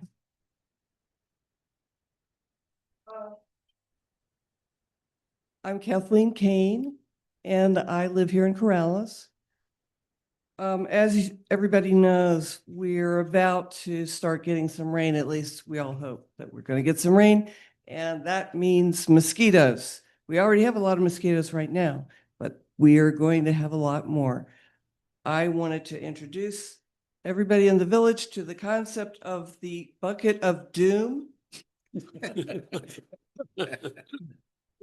Is a cheap, effective, and totally safe way to lower the number of mosquitoes in the area. What you do is you get a dark colored 5-gallon bucket, ideally. Unfortunately, if you want to buy these in bulk, they're cheaper on Amazon than if you buy them like at the big box stores. Get a grid-like top to keep critters from getting in there and drowning. You fill this halfway with water, throw some weeds in there and let them rot a little bit. And you use these mosquito dumps. This is a product that is non-toxic. It's safe for animals, birds, and fish. If dogs or cats drink it, it's not going to hurt anybody. If kids get into it, it's not going to hurt anybody. It is it binds together a bacteria that kills mosquito larvae. A mosquito, if you have half a teacup of standing water laying around on your property, you could have 200 mosquito larvae in there, and they hatch in like 5 days or less. So I would like to ask the council to do whatever you can to publicize that this is a good, effective method, and also that people should start to really look around at their property and try to get rid of any standing water. And if we all work together on this, I think we could have a lot less mosquitoes, and we won't have to have so much pesticide usage in the village. These are very inexpensive. They last about 3 or 4 weeks. You just dump the water out and put another one in about every 3 or 4 weeks. I have about 5 on my property, and I've already noticed less mosquitoes. So I'm really hopeful that it's going to help. And I don't know if the village has any mechanisms for, maybe we could put something on the website, or if there's any way of funding, mosquito dunks for people that, can't afford it or whatever. But I just think it's a great idea. And I know that it works because I've used it. So thank you. Thank you. Next. David Starleaf. Yeah. Is he here?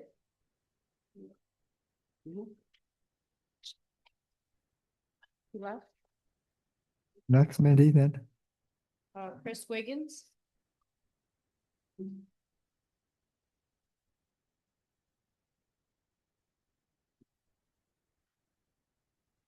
Chris Wiggins, P.O. Box 1310 Corrales. I live adjacent to the 744 Old Church with the Clean and Lean. So nice to see everybody again. Thank you for your support throughout this whole process. I think overall it's gone very, very well, considered how difficult it has been and how difficult it was. I do feel like we're about 85% complete. But as you noted, there's probably going to be 15% that continues to reoccur. I am definitely not in favor in trying to dehouse anybody. That is certainly not my goal as a neighbor and as as a member of this community. But I do want to point out, I live adjacent to what I call the Mad Max carport now. That is about 50 to 60 feet long, about 12 feet wide. It now does have electrical, either through generator or conduit. And Mr. Silva, when he did come present to us, he said his plan was to go to Sandoval County and get a permit to be able to restore cars. And that's what he wants to do. I get that. But at the same time, it needs to be within all the ordinances that we have. So we do see some of those cars trickling back, car panels. And then, I find it extremely hard to believe that Mr. Silva does not know what's happening on his property, because I see him walk it up and down. I also see him whistle across and, give instructions on what's occurring. So I don't buy that. And then my final request is that, there is a dilapidated trailer on there from probably the 70s that's now used as storage. It's leaning at a 30-degree angle, like it's going to topple over. It's in the same location as the carport. And, when a trailer is no longer operable, registered, I don't think it's a trailer anymore. I think it's another structure. That's how I see it, because I don't see that thing ever going on the road. So I really appreciate your support, and you guys have been great. And again, if we do regular walkthroughs, that'd be great. If there's an opportunity to do, on his lien, if you could just make a running tab, I'm fine with that too. I don't want to dehouse him. I'm more worried about what happens when he passes. I don't know who's going to take that over because it's complicated. So those are my concerns. Thank you. Thank you. Bob Icorst.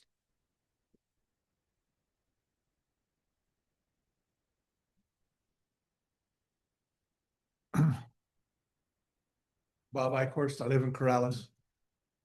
First, I'd like to welcome Lisa. You may have bit off more than you really want.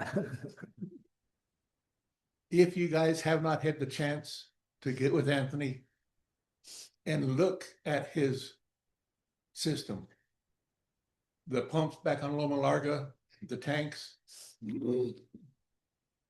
he can pressurize his system to whatever is necessary to fight a fire. He can pressurize his system to get the water all over the place. He went under the road to tie into Corrales Elementary School because he knew the construction was going to happen. So he got there ahead of time. It was tied in a year ago. So if you have not had a chance to get with, and that's my profession, I've designed systems. I get with the chief and he's always asked me, did you see this? Yes, I do. I drive his system and look. I just don't want to bother him to let him know. But anyway, if you have a chance, get with it. The other thing is, I've been on council. P&Z is voluntary. They don't come in here to be scolded like little kids. That was disgusting. Thank you. Next, Mandy. Mary?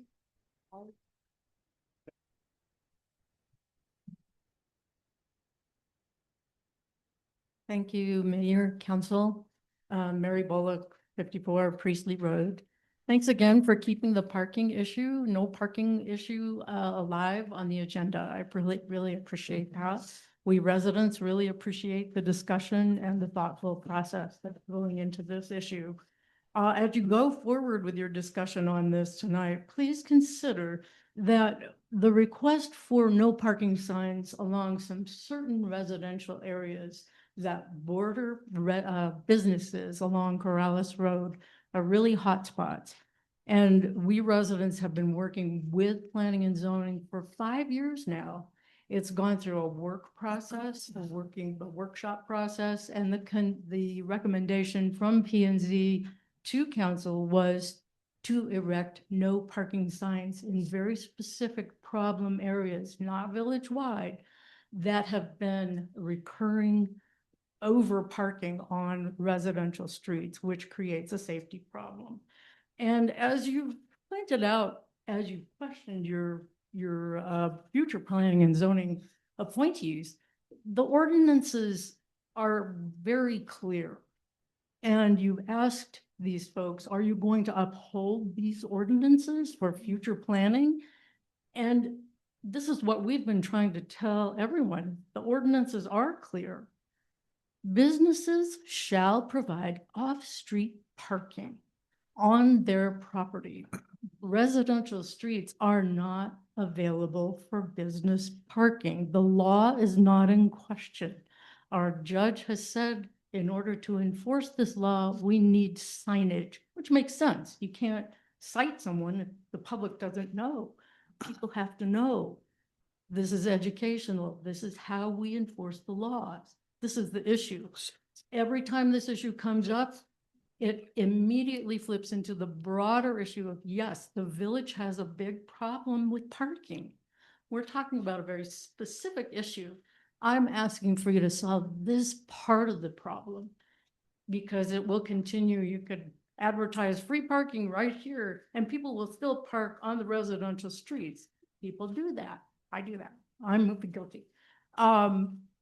We just need to get this part of the issue solved and then move on to the next. And maybe it will promote that farther discussion about parking in the village and how to get that solved. But if we can get this one problem solved, it would be much appreciated. And again, thank you for keeping this alive and the discussion. Thank you very much. Any more, Mandy? Clifford Farfan? No.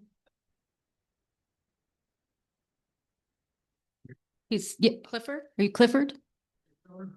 Oh, he was earlier, but I thought he left. Yeah, but he can come on. Come on up to the microphone and tell us your name and address.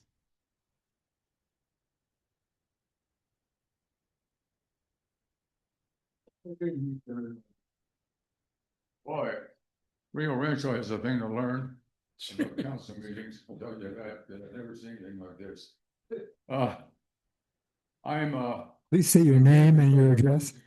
meeting with you. Could you please say your name and address, please, Clifford? For the record, could you please say your name and address? Yeah, my name is David Starr. And I live in Rio Rancho. I've been in civil engineering and land planning for 63 years. And the last 6 years, I've been all wound up with global warming and what Mother Earth is doing to us, what we're not doing to survive it. And so I wanted to have a meeting with you and your if I could, and your planning director. I've had a few words with her and explained what how bad I think the situation is and what we have to do about it.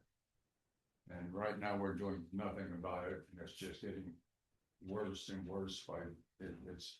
It's a war. You know, forget about Iran, forget about the moon. We got to take care of Mother Earth and ourselves.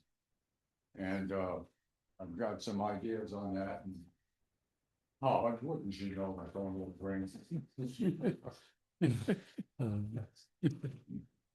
Oh, I'm sorry. I hate these things. They don't like me. Anyway,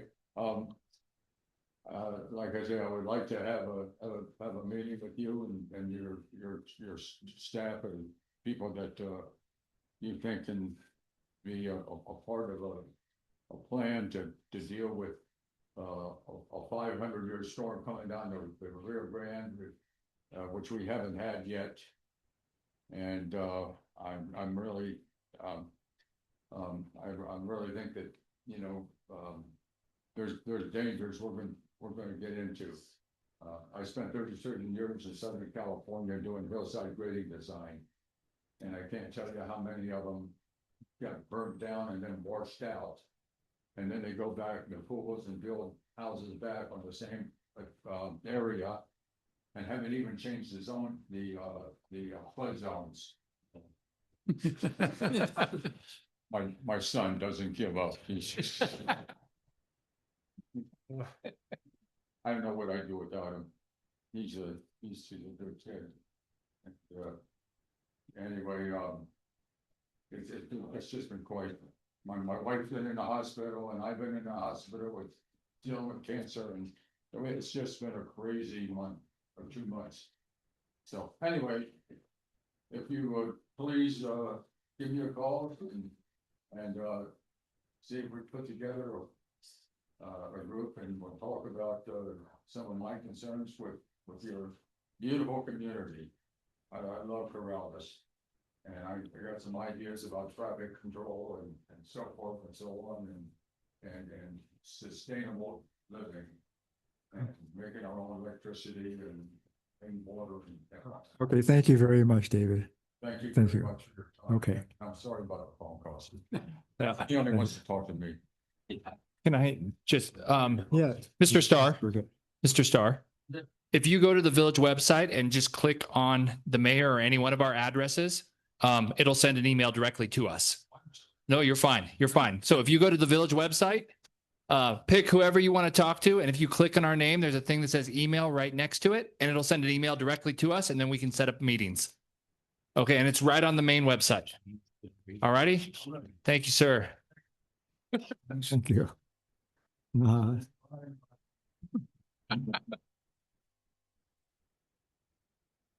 Next item, consent agenda.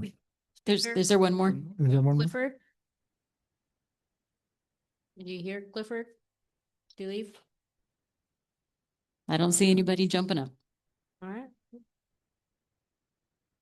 That's it. Okay, thank you. Consent agenda, may I have an approval, please? Counselor's forum. What? The counselor's forum? Oh, counselor's forum. Oh, okay, that's a good way. This section is for informational purposes only, not for discussion and debate, to inform the governing body of an issue or concern that will not be addressed on the agenda during the business session. Any counselors want to participate here? Wow. Counselor Mira. Thank you, so that we won't be lonely out there. Actually, I was going to ask Lori to do my presentation for me, only because I think it's worth notable. We had what I called you about in the middle of the week. We have some development that wasn't happening and then was, and concerned with the chief long time ago, about a year ago. You couldn't get up that road. It was too sandy. And we said, well, you know what? Yeah, you cannot build any more houses. It's his property, but cannot build any more houses till you get that road right, till you make it right, and so forth and so on. And you did it. I think people should know about the fact that we get things done sometimes, and it's all for the betterment of the community. So if you could give us the 5-second version, I'd appreciate it. And Thank you, Counselor, Mayor, Administrator. So Coyote Conta, the village owns one end and the other end, and the middle is privately owned. That is part of the subdivision. I call it the Ruiz property. It's called Prairie Sunset Subdivision. That's underway. They are putting in fire suppression as we speak, and they are going to bridge the gap, and that piece of Coyote Conta will no longer be a sand pit where Amazon drivers go to die. And even my Jeep was having trouble getting up that, amazingly. So that's going to be wonderful. The whole piece will be dedicated to the village. We will ultimately be maintaining it. There's going to be a pedestrian trail that goes along it. And as part of the new subdivision, they're going to also build a couple of roads off to the side along that long stretch of property. So yeah, this has been a long time in the making. I think when I first started working here in 2017, they were talking about it, and I don't know what happened to delay it, but it's happening now. So that'll be great. I want to thank you for putting it all together, because they would have done it long and then we would have had problems and people complaining about it, but you did it. So, and My job. And of course, they're paying all the, they're paying all the fees to do this, and we will at some point in time, once there's lots, get impact fees, and that'll help take care of all that ongoing maintenance. There's a lot of retention areas and everything else associated with this project, so it's a big deal. and thank you, Chief. You'll be able to get the truck up the road down. I hope.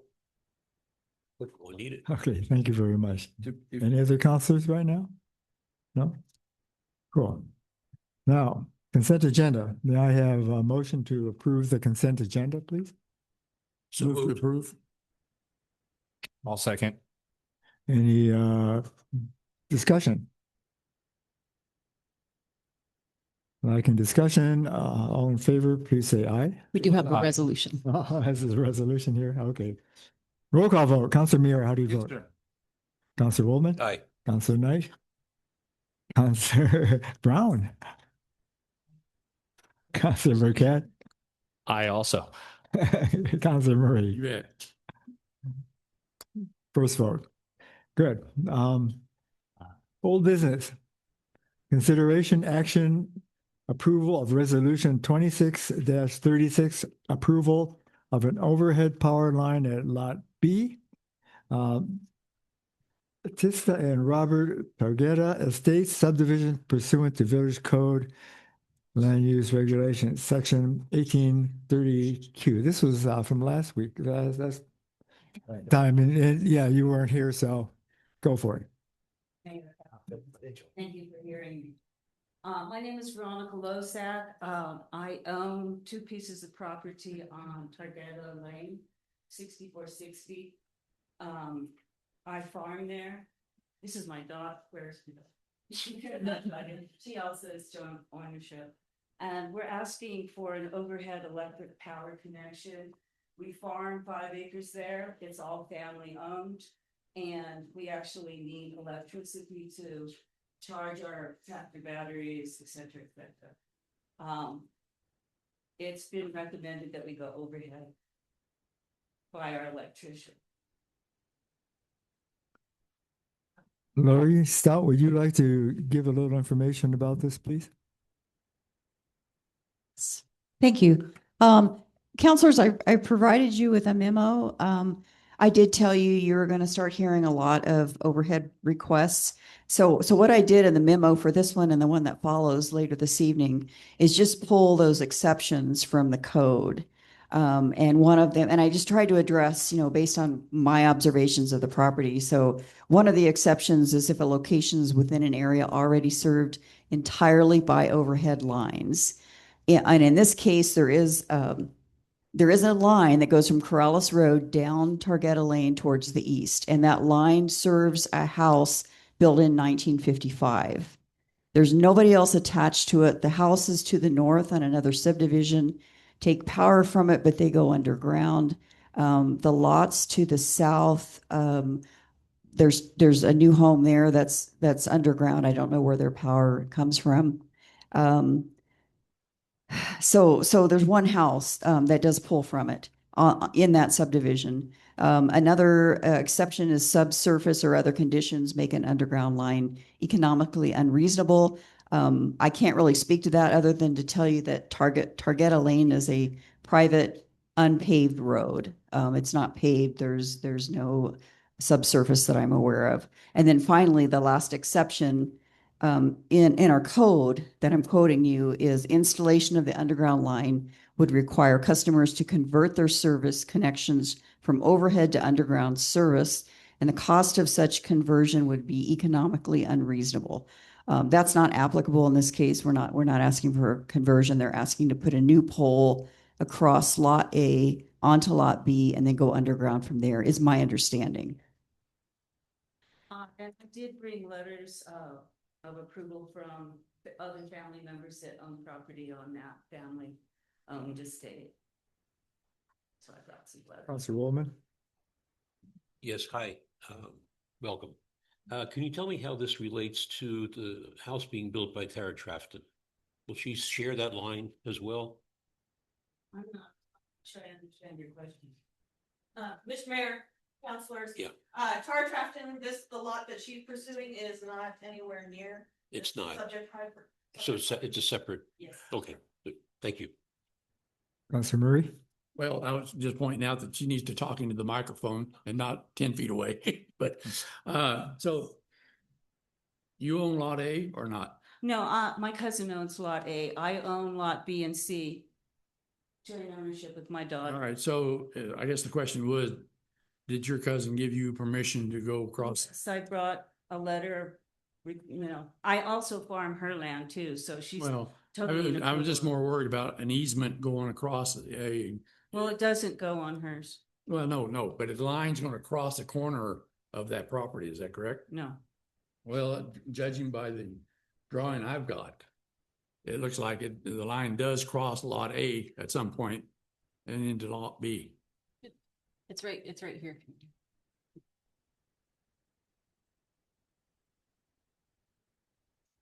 Mr. Mayor, councilors, yes, the pole that we would be able to pull and draw power from is the only one that has a transformer on it. And that's in close proximity to the property line that separates Lot A and Lot B, so there will be a little bit of a clipping of it, but it goes across the roadway access easement to get to the.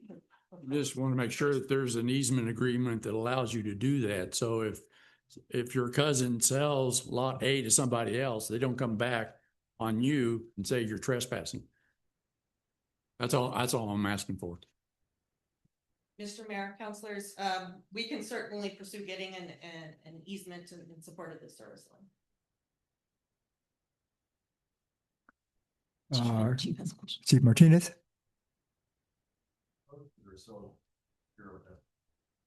Either. Mayor, council, I believe you heard my testimony last meeting. My only question on this property would be that if they have to set another pole, can't they set another pole along Targeta Lane and then go underground under the roadway to Lot B? My understanding is PNM requires another pole. They don't allow you to go underground and then put a riser on their utility pole. But if you have to set a pole anyways, keep it parallel with the line that's running parallel with Targeta and then underground from the new pole to Lot B. Does that make sense?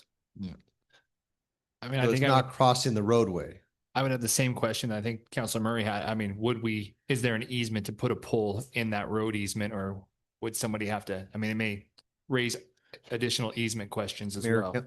Council, I believe if there's already power lines running along Targeta Lane, there should be a utility easement. Yeah, but is the transformer, I mean, is the power line then require a transformer down to wherever they want to put power?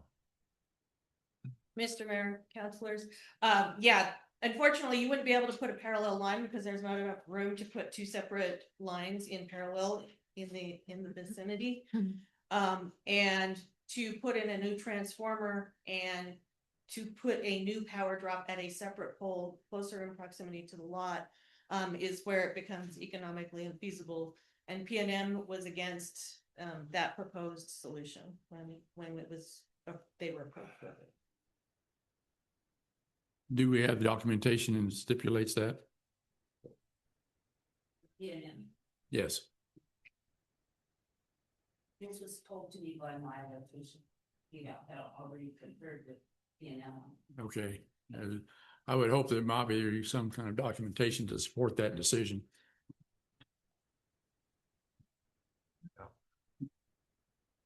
So do we have a motion then to approve this? And we can have further discussion after a motion. I mean, just a comment. I mean, each one of these we see presented independently seems perfectly legitimate and reasonable. But I share the fire chief's opinion that, I mean, we have to find a way to get away from this. And I know we're going to discuss our agreement with PNM later, and there's specific lines in there about for municipalities that allow above ground line. We had to become a municipality that doesn't allow any more above ground lines. And that way PNM has no choice but to come up with reasonable options. So we quit having these very reasonable individual requests that we don't want to put economic hardship on anyone, but we also don't want to create fire danger, because the cost of that is hundreds of times what the cost of the economic hardship is. But the problem we have now is this burden is bared by one person instead of the community. And this is something we have to fix on a code level, because I mean, I can see no reason not to approve this one based off of all the previous ones that we've said yes to. But I don't want to approve any of them. And I wish we didn't have to. And I wish we had a policy that said that we can't, that just tied our hands and forced us to do the right thing, because the right thing is to quit putting lines above ground. So that being said, I will make a motion to approve this, because again, independently, I see no reason why this is different than a bunch that we've already said yes to. I'll second that. Any discussion on the motion and second? Councilor Murray. I tend to agree with Councilor Burkett that we've got to come up with a solution, whether, we impose on PNM that if they, they got to reduce their costs somehow to get underground utilities. I mean, they're obviously, Ken's disagreeing with me. If I can just butt in for a moment, Mr. Mayor and Councilor Murray. When I was in the city of Rio Rancho, we went to the New Mexico Supreme Court on that very issue, requiring PNM to put new facilities underground. And the New Mexico Supreme Court held that they can just charge that to the ratepayers, that they don't have to bear that cost. And so that is then either paid by an applicant such as this, or spread among all the ratepayers in the village, or whatever the jurisdiction is. And my sense is that it's pretty expensive for PNM to do that, correct? Yes, but we recently negotiated a new franchise. It's the second time I've negotiated an electrical franchise with PNM, and yeah, they don't pay for anything they don't have to. So if the village requires them to go underground, they're not going to pay for that. Right. That is either going to be paid by individual applicants or by all the ratepayers in the village. I think that's a reasonable thing to explore, though, to be honest. If it's spread out amongst the ratepayers for all of our safety from protection from fire danger, it's much more palatable to me than telling an individual they have to pay $17,000 to do it because we didn't put something in code that spreads it out over the community, since the community is getting the good from that money. And I mean, it's expensive to protect against fires. It's expensive to fight fires. It's going to be really expensive when people lose houses to fires. Yeah. And I mean, I don't know. It's something we have to explore because it's a problem right now. We just keep saying yes because we have no reason to say no. And this franchise agreement, I think, is our opportunity to some degree. And it does give us the ability to become a no overhead line. And that cost will go to people, and it sucks. But I mean, with what I'm paying for electricity every month, PNM is not hurting on money. So hopefully they can share some of that burden. Any more discussion? All in favor, please say aye. Is it a resolution again? Councilor Murray, how do you vote? Yes. Councilor Burkett? Yes. Councilor Brown? Yes. Councilor Knight? Yes. Councilor Woolman? Hi. Councilor Mira? Yes, sir. Motion passes. Thank you. Thank you. Yeah. Next item, new business. Discussion of village parking, including a no parking ordinance. Councilor Murray. Mayor, may I ask for a 5-minute recess so we can just kind of catch our breath on things? Yeah.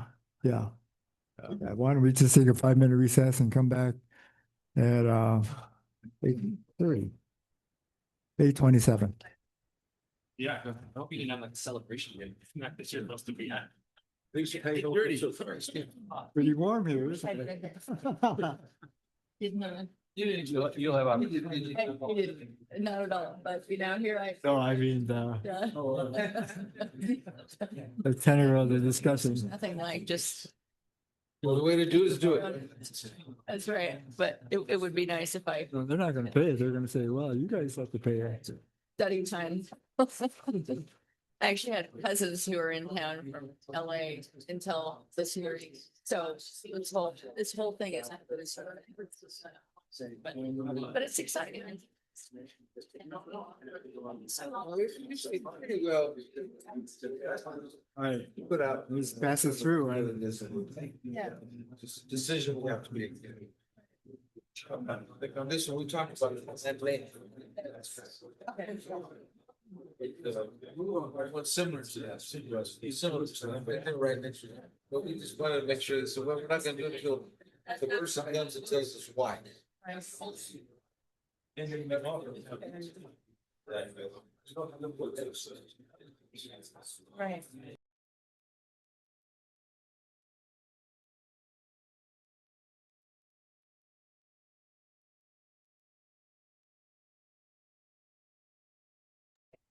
Next item, new business, discussion of village parking, including a no parking ordinance. Someone want to start this off?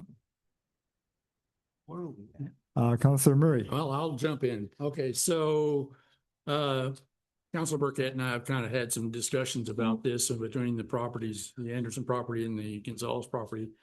I'm kind of the opinion that for the Anderson property, let's do a 2/3, 1/3, keep 1/3 property, 1/3 of the property open for future development and use 2/3 of the lot for parking. Now, with the Gonzalez property, I'd rather flip that and use 1/3 of it for parking and keep 2/3 of the lot available for future development, because there's somewhere I would like to see an incubator for agricultural products. I think we need to keep space available for things like that.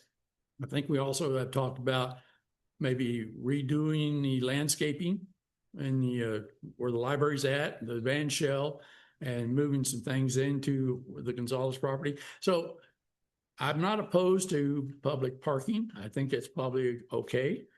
I also agree with Ms. Bullock that maybe for Priestley, Corova, for La Entrada, for the other one, what's the other one we got a problem with? Ella. I think we should put no parking signs up there just for the commercial area and go from there. That's just my opinion. Well, I think that hopefully we'll get some planning done for those properties. I know we've already designated Anderson for a parking lot. We haven't said 2/3, 1/3, 50/50 or whatever. The Gonzalez property is, we have a little piece of that in a site development plan for the restrooms that are going to happen before the end of this year. But no other planning has been done there. For sure, there have been probably half a dozen different plans submitted for that Gonzalez 3-acre property. And most of them have included some parking where, it depends on whose plan. There's a plan that was given to us by the architects group that has some buffering up front, and maybe that's part of the 2/3. It included some agricultural type of additions, components, and it included parking. Parking was farther back. It was not on Corrales Road, trying to keep the agricultural type of look in Corrales. So we just don't have a parking lot. We have some vegetation and then have parking behind it. So that has to be planned. And yeah, I think having parking there would probably be good. But I would I'd like to have a plan on it before we say, okay, which 1/3 is it, the front 1/3, middle 1/3, and distal 1/3. So I'm not in disagreement with what you said. one third Gonzalez seems okay. Flipping that for the Anderson seems okay. But anyway, that's just my 2 cents right now. Councilor Burkett. So in my mind, we're presented with a unique opportunity right now because we are actively working on site development plans on actually both of the properties, since we've combined all of that into one property now. So now is the time to take advantage of the fact that we are and have not yet submitted site development plans, but we are actively working on site development plans so we can make sure that we do this the right way, that we don't just come up with a short-term solution that fails, that we think about how do we maintain the aesthetics, how do we maintain the character, how do we make it function, how do we make it as safe as possible, because I think that's a legitimate concern. Right. It's something though that also I'm nervous that if we do it well, that we're not going to do it fast. And I don't want to go through another full summer and all the different events and us be sitting on a site development plan that shouldn't be like the Gonzalez property actually is probably the easier one to do, because now that the other rec center stuff is all combined into one property, that site development plan becomes trickier anytime we do anything, since the Anderson property is part of that. I do think that this can be done quickly, and I do think it'll be helpful. I'm hopeful it's helpful enough to resolve the problem to some degree. I've heard from lots of people that they really are very much against the no parking signs, even in scattered places, because those scattered places happen to be in the most highly viewed places. And so it sends this message of you're not welcome here. And that's not what it's saying, but that's how it feels when you see a street lined with no parking signs. I would not be opposed to some sort of signage at the end of the villages or at all the different entrances, something along, please respect residential neighborhoods from a parking standpoint. They won't be followed. I mean, there's a car right now parked right in front of a no parking sign. It's a car that has a business name on it. It's parked there regularly. So adding some enforcement teeth to the no parking would be helpful. And I can't disagree with that. And I will tell you, Ms. Bullock, when she talked 2 weeks ago, the thing that stuck with me most was her saying that she cannot have a barbecue and park people in front of her house, because that's my argument is, well, if people want to have a barbecue and they want people to park in front of their house, they don't want to be cited, which I think is a fair point. But to her point, if they're having an event across the street, if she did have a barbecue, where would her guests park? And that is a legitimate, real concern. And I have a difficult time reconciling those two things in my mind, to be completely honest. So I do want to move forward on parking lots for sure.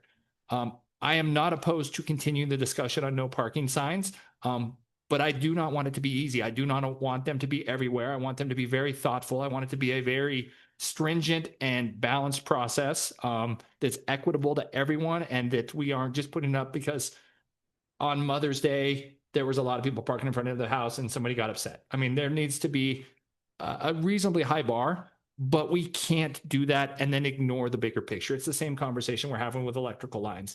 We can stick our fingers in holes in the dam all day long, but if we're not fixing real problems, then we're just going to have to come up with a different plan of some different sign to fix a different parking problem, because we were too afraid to fix the real parking problem, which is there's nowhere for people to park in the village. And people argue that it's an anti-donation issue. I disagree with that 100%. I mean, as a village, we have a responsibility to provide parking for our citizens, their guests, the people that visit the businesses here. I mean, in my mind, handing out no parking signs is just as much of an anti-donation clause, a violation, as providing parking to people. So I have no concerns with that. I just want to make sure that we are doing both things actively, as rapidly as we can, to do them well. No, I agree. And I'm glad we're having these conversations, but these conversations take a lot of time. There are a lot of different facets of arguments for this and that. And my experience in the village is things just don't happen rapidly. And personally, I'd rather them happen well than speed. I think well is with good communication and interfacing is important, and it takes time. It's just it's frustrating a little bit. I worked for 7 years to have the village purchase Ed Gonzalez 3 acres. I went through several administrations. I went through The family, they changed their mind. There was their aunts in California. It took 7 years. I mean, but I stuck with it. I thought it was important, and it finally happened. But things I think do take time, but I think continuing conversations is very good, and having some expertise. Yes, Councilor Murray. Well, along those lines, public parking is not against the anti-donation clause because we are providing a public service to our public. It's only if we were saying that a particular business had access to that parking lot. And then that gets to be an issue. Well, and I think the word access, I mean, sole access, I think is the problem. If you have even if you're access, there, it's not a problem. I've heard rumors that, and this is strictly rumors, that some businesses are using valet services. And that is a problem. I agree with you 100%. That's a problem. Yeah. So you can't use a valet service that takes you to a public parking spot. That would, that is, that's flat wrong. Unless you were to rent it out. If we had a place. Yes. But exactly. I agree with you 100% on Yeah. that.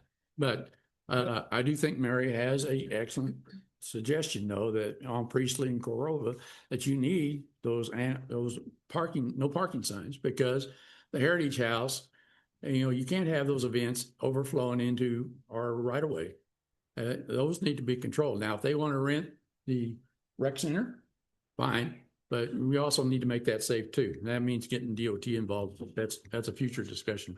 Yeah, I think having some areas that are known to be public parking would take some of the pressure off of neighborhoods, because there at least would be a place that visitors or residents can park. They know it's municipal public parking. And so that's whether the 1/3 at Gonzalez or the 2/3 in Anderson, I think that's a step in the right direction anyway.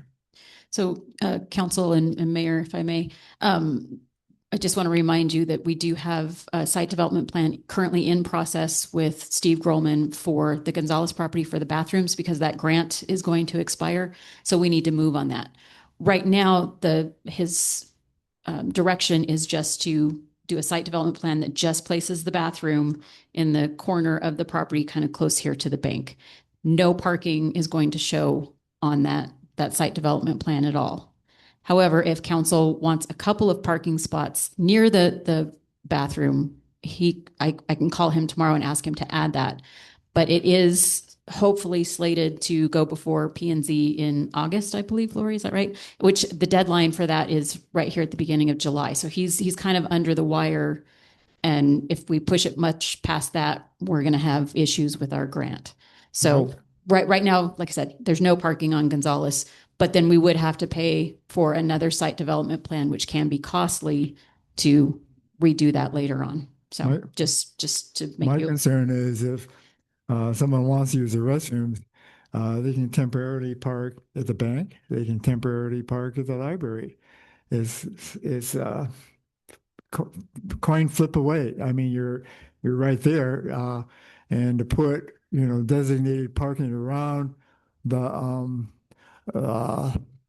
restrooms means there has to be an access to that, and so that's going to be there. And then it opens up parking where parking really isn't allowed. Now, if one tries to be hasty about parking, well, municipal public parking, it costs about $80,000 to 1 acre put in gravel and put in crusher fine, and it's not cheap.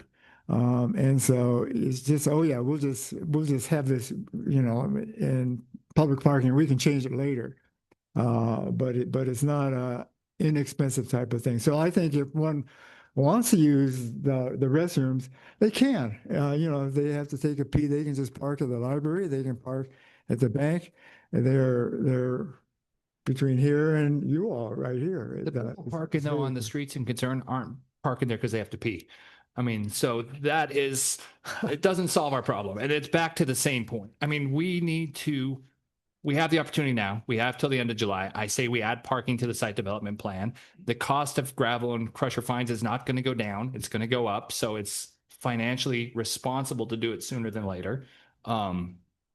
This is the reason that things don't move fast, because we're willing to settle for things moving slow and for saving a little bit of work to put forth a plan that then we are going to then bill our citizens to do another site development plan for something we're already talking about doing right now. We're going to do that site development plan, and then we're going to do the development in that plan for a cost that's 50% more than we're already talking about now. And we know we're going to get there eventually, and we're trying to put all these artificial time speed bumps in the process.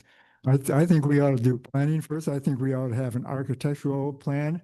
Architects should be integrally involved.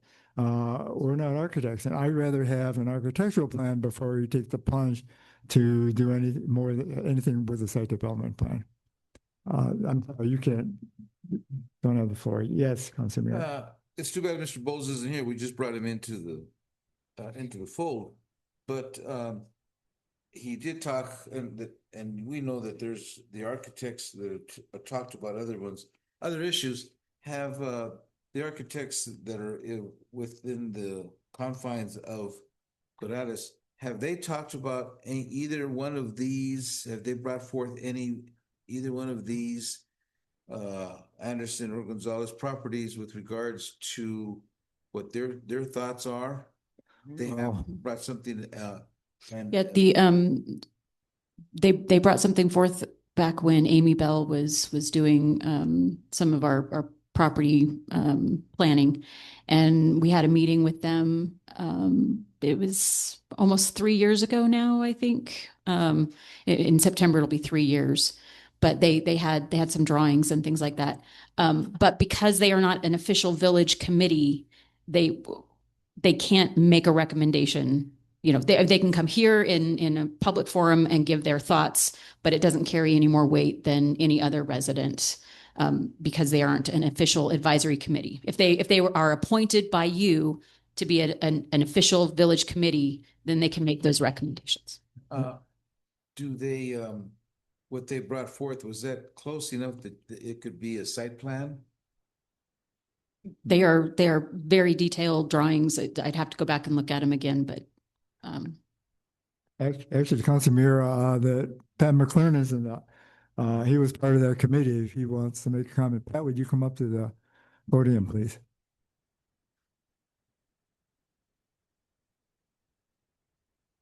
Pat McLaren, Dallas.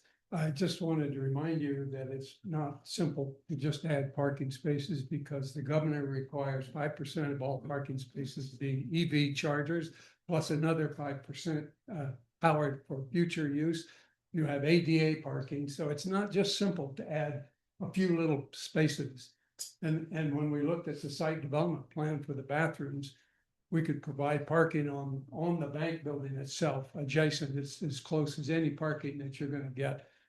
And it would move that particular project forward without having to get into EV chargers, and those are $15,000 each. So it's not a simple thing to just say we're going to put some gravel and add parking. Thank you. I don't disagree with that point that it's not simple, but I don't think it's also complicated. I mean, I think 5% is easy math to do. We can figure out how many need to have EV chargers. We can figure out how many have ADA. Again, I think we're going to get where we would like to go, where it benefits the village, but we're going to do it at a significantly increased cost and a significantly increased timeline. And we are currently in a planning phase, so we can do the planning that's necessary to include it in a site development plan, versus this being shelved for 2 years or however long we feel like until we want to bring it up again. I mean, it was what, February or March when we saw the initial drawing. So, I mean, that process hasn't been going that long. I think it's a very solvable problem. We just got to want to solve it. And the electricity already exists. That 150,000 panel. Yeah, right. We already ran the line with the idea that it would be for EV chargers at some point, and that exists on the Anderson property already and on the Gonzalez property already. It's been installed. So, I mean, we're already doing the planning. We just got to do the implementation. We can't have a whole list of really good ideas that are never going to actually happen. I personally think we ought to have an architectural group look at it rather than Which you and me do architectural the group plan. are you talking about? An architectural group. I don't know. We have $50,000 allocated for, Who's doing on, our site development plan now? well, Steve Grohlman. Steve Groman Yeah, just Steve did it Grohlman for look at the, did it and for then reach that, out to an for the architect. restroom area. And I think we need, an architect to do it. I don't think, we are not architects, we are not planners. And I don't think we should take this step. We ought to do it correctly. Councilor Mira. Yeah, thank you. On that point, because 2 points actually I want to make. Steve is doing one for, that we instructed him to do. And anything we add to that, there'll probably be an added cost. It would be minimal compared to what the Okay. cost of a new site development plan would be. Okay. However, you know, it is We don't know till we ask. right. Yeah, I mean, I agree with the mayor. We do need, you know, professional input, but you know, this is being done, but it does need to be done on a tight timeline. And also technically the way our ordinances or our agenda is worded, we can't make any decisions on this item tonight. And then second part is, Lori, have you seen what we were talking about with some of the architects that are the locals around here, that they've given us some of their ideas? I've seen it. I've seen a number of different renderings. The one I'm most familiar with was some suggestions about the village administration parking. The ones that I saw from Gonzalez were just different areas where the bathroom could be placed. Okay, so not necessarily what we're talking, Anderson, Gonzalez, you're talking about this one right around in here. Correct. And That's then what- I had seen, We've seen those. I had seen a drawing that Al Gonzalez had done, his desires for how it would work. The Anderson property would work best for the growers market. I did see that one. I think we saw that one. So my question to you is always, how close are they to being good enough so that they could do a site plan? Well, you know, from a planning perspective, we know that we need public parking.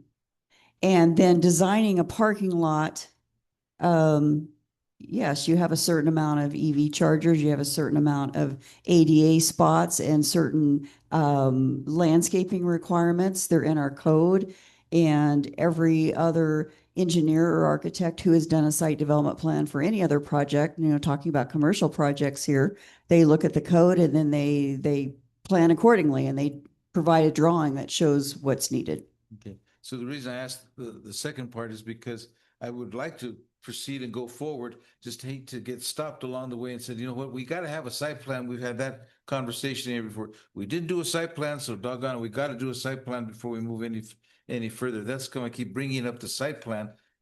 Maybe we're already halfway there to that site plan. I hate to have to work around the site plan to get to the parking lot versus the parking lot, and then we'll put the site plan afterwards. Because it's going to have to come back to you if we're going to do this, and somebody else not having a serious concern about what we did without a site plan. And one thing I could say is that you do a site development plan, you designate some parking, you put in bathrooms, et cetera. In the future, if there are other items, structures, whatever, that you desire to add to a project, that you do an amended site development plan at that time. But at least you've got something, you've started and you've moved down the road a bit. Okay, I think you answered 90% of my questions. Okay. Councilor Murray. Well, all right, so maybe the simplest thing is we convene a architectural committee made up of the residents in the village. Let them submit a plan. I would give them a short leash of when we want it. Until the end of July. Yeah. And then, but I mean, we'd have to approve them first, so that was the first meeting. Yeah. But no, I mean, give them 60 days to come up with something and submit that to us and our recommendations, and then it goes into site development. Now, I love Steve Grohlman. He's an engineer, but I don't want an engineer doing a site development plan based on planning. We can't wait 60 days to start no, to no. submit this. No. Okay, so that's not what you're saying. Okay, No, thank you. I'm saying that we convene an architectural committee and let them do the work, bring it to us, and then we'll go from there. Now with the bathrooms, do we have ADA parking? There's no parking whatsoever. All of the parking is considered to be at the bank. Well, I mean, do we have ADA parking at the bank? Do we have it designated it with it? Yes, there is ADA parking at the bank. Where? It's right up front near the entrance to the bank. Move it down so it's closer to the bathroom. Move the ADA parking where It's it's at. part of it, but I mean, it can be done, but let's get a committee going and let's get this going. I'd be glad to convene a committee. It's- I can ask for architects and see who would give us input. Yeah. Hey, So yeah, you could bring a resolution at the next regular meeting, Mayor, creating the committee, and then the meeting following that, you could appoint the members. Okay. Can I ask you a question, Melanie? glad to. So Yeah. when we looked at the napkin drawing, the initial plan, that was a discussion item. There was no vote on that. Yeah. So this discussion item with no vote can have the same level of authority that discussion item with no vote Yeah. had, Mhm. which is guidance on what we want for a site development plan. Yes. We called 2 professional companies who are involved in parking and asked them for solutions. First question from both of them was, do you have public parking available? We have a administrator who is telling us that the cost savings of doing it now are significant versus redoing a site development plan. We have a planning and zoning administrator who's saying that it shouldn't be that difficult of a modification to a site development plan. This seems like it's a very manageable thing. And I know calling it easy is disrespectful to what some people do for work, but it sounds borderline easy. And we are just looking for reasons not to do it. We have everyone who we've hired for their expertise, everyone who we've called for their expertise to solve a problem that everyone agrees that we have. And we want to add a committee and do a site development plan and add another site development plan later to put parking spaces next to a bathroom. It is mind-blowing. I don't think you need parking parking work at. spaces next to the bathroom because you can park at the bank and you're right there. You're as close as any parking space it could be. I think we ought to do it right rather than do it fast. I'm not asking us to do it wrong. We can do it right, and we can do it reasonably timeframe. I mean, it is something that is not a complex issue. Councilor Burkett, on your idea, I like it.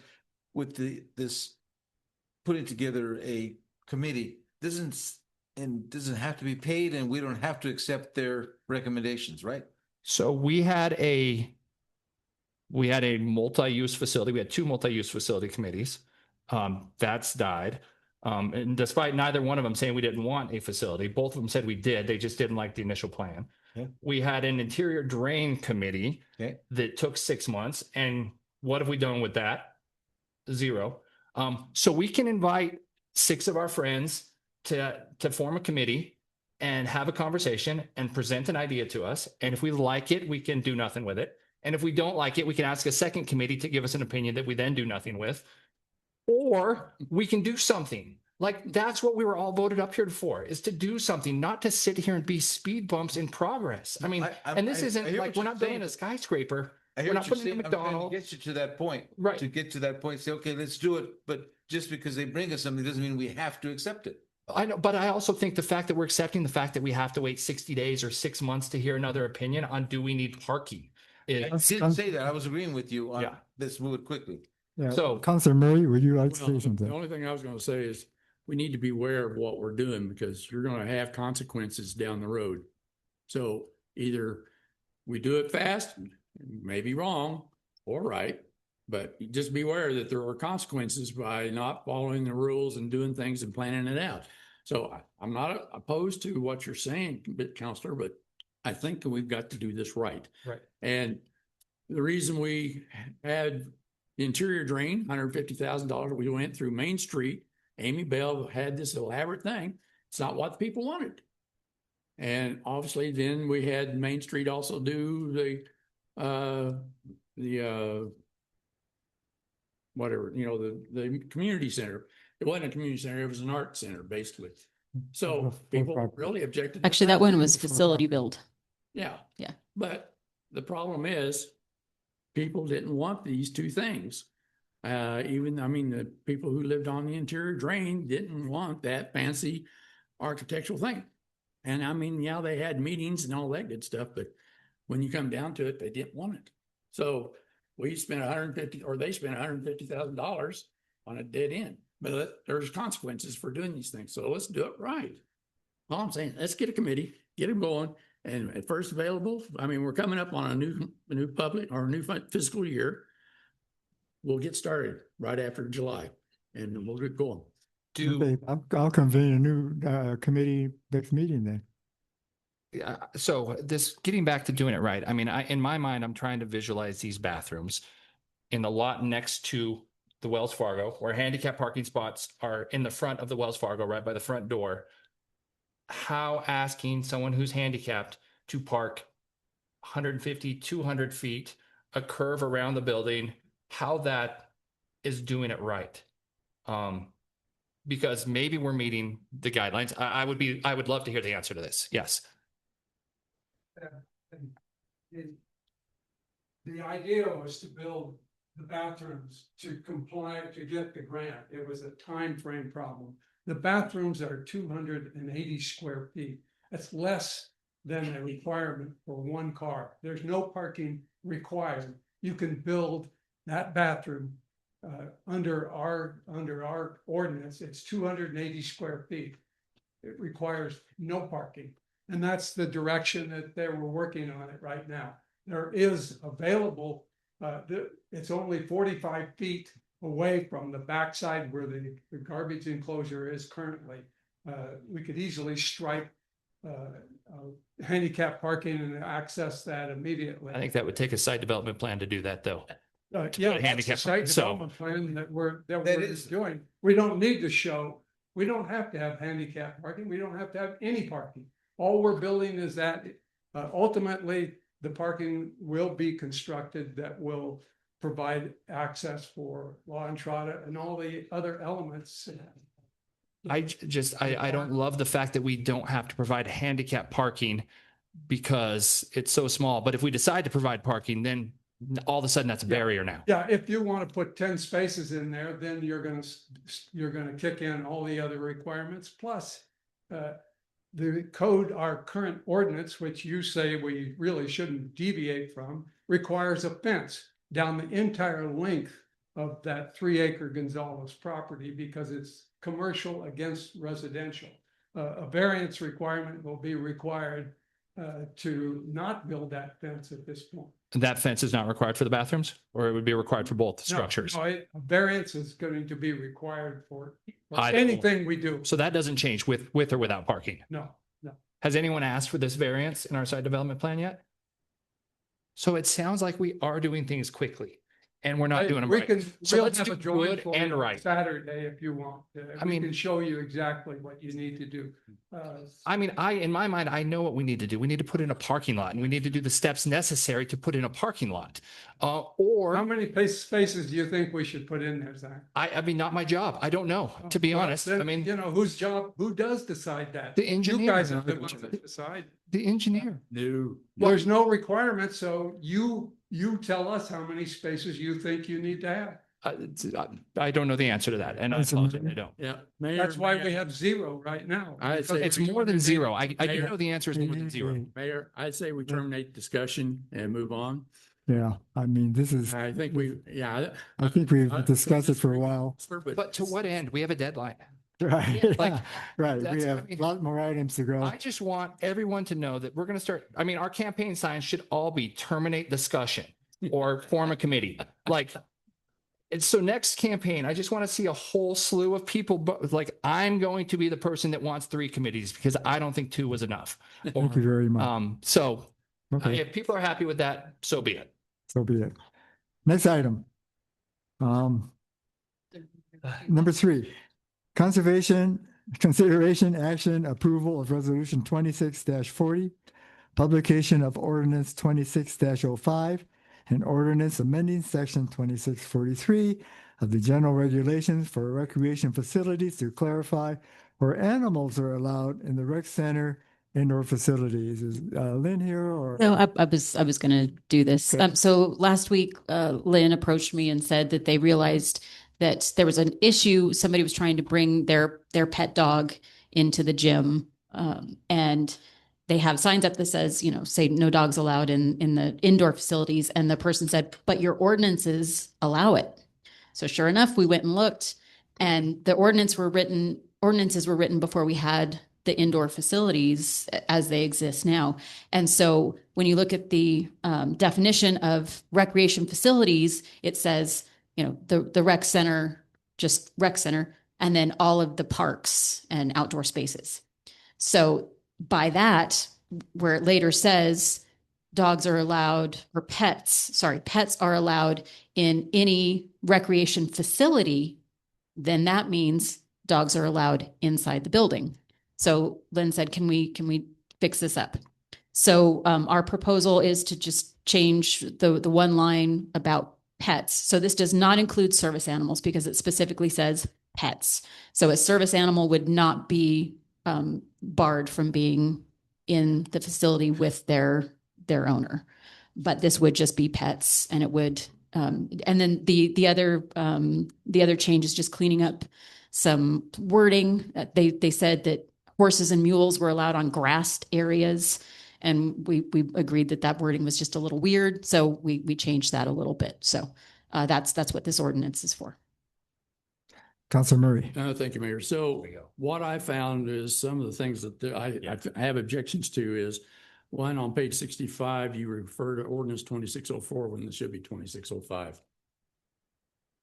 And the other part of it is, I would suggest that maybe in paragraph 6, in your fourth line down, I would suggest that we strike the word including and just put the words limited to, because what that does is, you exclude the gym and some other areas, but you do not exclude the common areas. It's kind of it allows for a little ambiguity, but it doesn't preclude vets coming in to maybe going to the office or, bringing their pets in or whatever. The other part is, I would disagree that by putting pets that you're allowing ADA compliance. I would add that at the end of paragraph 6, only ADA compliant service animals are excluded from this provision. That way, you're indicating that those animals are excluded. It's a specific inclusion or a provision. Then also, there's no consequence to this listed in this section. So I would suggest we also add a following paragraph, number 12 through chapter 23, section 26, and let it read, parentheses number 12, violations to chapter 26, section 43, 1 through 11 shall apply to chapter 1, section 1 through 6, or 1-6, general penalty of code violations. That way you now have consequences associated with this particular section. So in chapter 1, it does say if those terms apply on any ordinance, violation of any ordinance, unless it's otherwise specified. Well, I think though adding it in would add specificity to the ordinance, and that way it's not an issue. It's not ambiguous. Ken, that's not substantially changing the ordinance itself. Is it? We could go ahead and add those before the next reading. Yeah, you can. Maya, yes, Mr. Mayor, councilors, Madam Administrator, yes, you can do that by amendment and have it as a second reading. If I may address one of the points Councilor Murray raised, however, you don't need to accept service animals. That's a matter of federal and state law already. I understand that, but it doesn't. It's not. It's ambiguous because. The feds are going to win regardless. No, it's not ambiguous. It is because it's not specified in the ordinance. People may just read the ordinance and say they can bring this animal in. It also, nowhere in our ordinance does it say we can't do public hangings, but there are other laws that provide that. There are state and federal laws that specifically require all public facilities to allow service animals. Okay, I'm comfortable with removing that component. Councilor Burkett. So my concern is the next line, pets are not allowed in the indoor areas of the recreation center, including the pool, gym, and fitness area. Do we want pets allowed in the outdoor area of the pool? Because this says they're not allowed in the indoor area of the pool. And so That's a good point. do we want them on the outside on the pool deck and in the grass area? Or we just don't want them in the locker rooms? Yeah, I think we would say we don't want them in the pool area as well. Okay, so Yeah, I guess so yeah. I don't know how because So you can make a motion to amend that, and then if Council Murray wants to make a motion to add his Well, other. I have another changes. question about Yeah. the same thing. If Yeah. we add another recreation facility in the future that is not listed on here, should we just say indoor and enclosed recreation areas and not list 3 specific examples? And that way, if we do add a property in the future that we would want pets not to be involved in, that was a recreation facility that's already covered and we don't have to make a new ordinance. I like that, an ordinance that can grow with us. Okay. So then I will make a motion that we modify it to indoor or enclosed areas of recreation within the village. Is there a second to that motion? I'll second it. Any discussion on that motion? All in favor, say aye. Aye. Aye. Opposed? Nay. Motion carries. Okay. Councilor Murray, will you want to make Yes, some? I would like to, did we ever get a general approval? Motion? No. Oh, Sweet. okay. I 'cause move that we approve Right. resolution 2640. Okay, any, a second for that? Yep. And then add the amendment. Do I need to restate it or can we retroactively have that? It's late. Let's retroactive. I like your stuff. So I would amend the ordinance. Wait, to correct first, the- wait, you made a motion to approve? Yeah. So we need a vote. We voted on the amendment already. Yeah, we voted on the amendment, but now we need a motion to approve overall No, no, the no, item. we need an Make amendment. another amendment. Oh, well, technically, we need to approve the overall No, thing. no, that comes last. The amendment comes Because- first. Because, well, okay, We- proceed. we don't Please proceed. have permission to be discussing this. Right, yeah, that So was, on yeah. page- I move that we amend the motion to include the following changes. On page 65, correct the title, ordinance 26-04 and replace it with ordinance 26-05.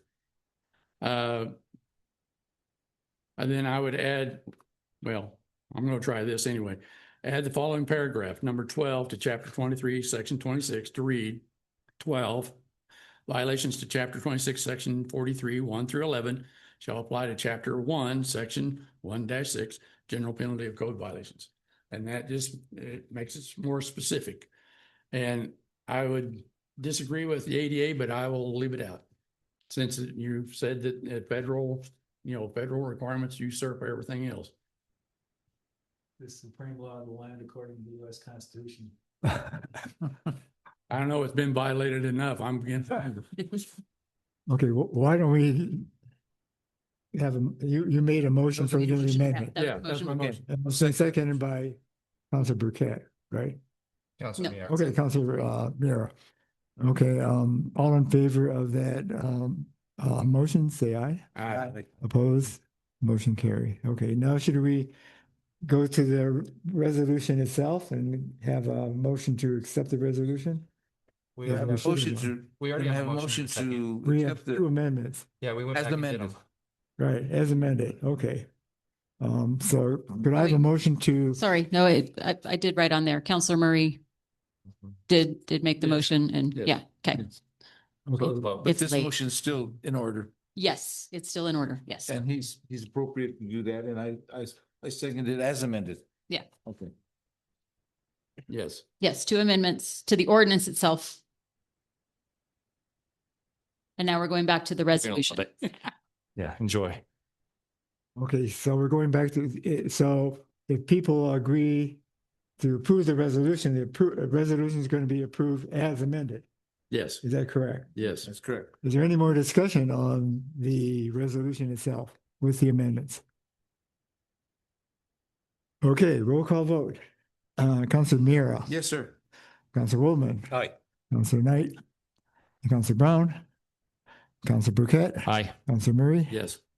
Motion carries, so we did it quickly. And relatively. Okay, number 4. Consideration action approval of resolution 26-41, publication for ordinance 2606 and ordinance granting to Public Service Company of New Mexico, P&M, New Mexico Corporation for a period of 15 years, a non-exclusive franchise to furnish electricity within the village of Corrales, Sandoval County, New Mexico, and granting to PNM the right to use any public street, alley, road, or other public right-of-way within the municipal limits of the village of Corrales. May I have a motion to approve this resolution? Move to approve. I'll second. And actually, we have somebody here from PNM. Yeah, and Mayor, if I may, just real fast, this is the culmination of over 2 years of negotiations. So I would like to thank Carlos Lucero, who is here from PNM, for helping us get it over the finish line, and Ken for all of his work, and Chief Martinez for his input on this. The very first draft of this actually had an adoption date of 2024. So that tells you how long we've been going back and forth on this. And then during our break, I did pull Carlos aside and ask him about what Councilor Burkett brought up about the overhead power. So that's not something that would be covered under our franchise agreement. It would actually be something called a rider. So that would be something that would be separate from this agreement itself that we can look into, but it would involve our village adopting an ordinance specifically saying we are completely underground. And like in Rio Rancho, they have a 3% fee that is on top of every resident's bill that goes towards this rider of covering undergrounding of power. Carlos, would you like to field any questions from the council? Our administrator and I and others in the staff have already grilled him about the franchise agreement. So, Carlos, would you like to stand up, please, and take any questions from the council? Councilor Murray. Well, I was just going to point out some errors. There's some inconsistencies in the number of years. In 4 places in the resolution and the ordinance, we stipulate 15 years, but yet in section 6, the term, it says 20 years. So which is it? You're correct, Councilor Murray, Mr. Member, Councilor Murray, that's correct. It's an error in section 6. It should be 15 What are we years. doing? Are we doing 15 years or 20 years? I believe that we anticipated this being 15 years. Is that correct, Carlos? Yeah, because on page 70 and 73, Yeah. resolution 26.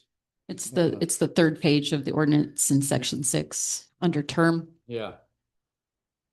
Yeah. But then in our title in other places, we have 15. Yeah, it's in 4 places. We got 20 years in one place. It'd be easier to change the 20 to 15. So, I mean, if that's what the intent was. And I'm not sure there is real, I mean, how does Does PNM have a preference on term? Mayor Village Councilor Murray, I think what we need to do is just, we don't have a preference. I mean, if it's 15, 20 years, I mean, I think right now, I think most of our boilerplates and our franchise fees with other local governments have been, are going on 20 years now. But if we need to change that, we can do that. Does 15 give a little more flexibility? Or? No, it just means we have to go back into negotiations 5 years sooner than we would otherwise. I know. Yep. Yeah, exactly. What are negotiations bad? No, I mean, it's 6 of one, half dozen of another, I think so. I think that's, council decision. Yeah. None of us are going to say no to your choice right now. It's 9:20. So, okay. I would suggest Well, 15 that's years. usually A lot the can way it is. change. Yeah. with technology. Councilwoman has the floor. What? Sorry. Yeah. It's an awful lot can change technology in Right. 15 years at 5-year span, We don't know what's going to be happening in 15 years. And, So perhaps 15 years as written should stand. Okay, good. Second, yeah, well, yeah, second, that's not a motion, was it? Yeah. So- So you make that a motion, or you want to make that somebody- a motion then, Councilwoman? To amend it? I would make a motion that the terms as outlined initially at 15 years stand. And that paragraph 6 be corrected to read 15 years. See, it's late. It's late. It's a long meeting. Okay, any discussion on Councilwoman's motion? All in favor, please say aye. Aye. Motion, any opposed, say no. No, I It got was another question. Counselor Waldman made the motion, Counselor Murray seconded. The motion carries unanimously. Next question is, Yes. there's no early termination clause in this agreement. And like Counselor Woolman was talking about, or Counselor Mira, if the technology changes, is that something we need or not? I don't know. I mean, is that typical that there is no early termination clause in these agreements? I leave that to the attorney. What do you think? Mr. Mayor, Councilor Murray, I, in addition to the ones we did with the PNM and Carlos, would let us know your experience, but I've never heard of a early termination. I know there's a case out of Las Cruces in which one of the utilities franchises expired, and the utility said, we're not going to pay the franchise fee anymore, and the city said, okay, take your stuff out of our streets. And that, I think it was a San Mesco Supreme Court case, said that you're both wrong. They have to be allowed to stay there, and the agreement remains evergreen. It just continues according to its terms. But I've never heard of a franchise agreement being terminated early. It's not an exclusive franchise. If there becomes another electric provider. Well, I'm just curious because Councilor Woolman said that if the technology changes, all of a sudden we have electricity being beamed from outer space rather than our lines. Is that, is there, and it happens in 10 years, does that give us a reason to have, terminate? But anyway, that's Mr. Mayor, Councilor Murray, this is basically a fee that's charged for the use of the right of way. If it's beamed from outer space, they're not using the right of way. Councilor, okay, and then Councilwoman. So Councilor Murray's point is not philosophical. We do have energy beamed from outer space, and we have a ton of solar panels in this village collecting it. There you go. And I'm curious how that energy is incorporated into this, because there's massive amounts of people that aren't using PNM energy, and there's a decent amount that are pumping some back onto the grid.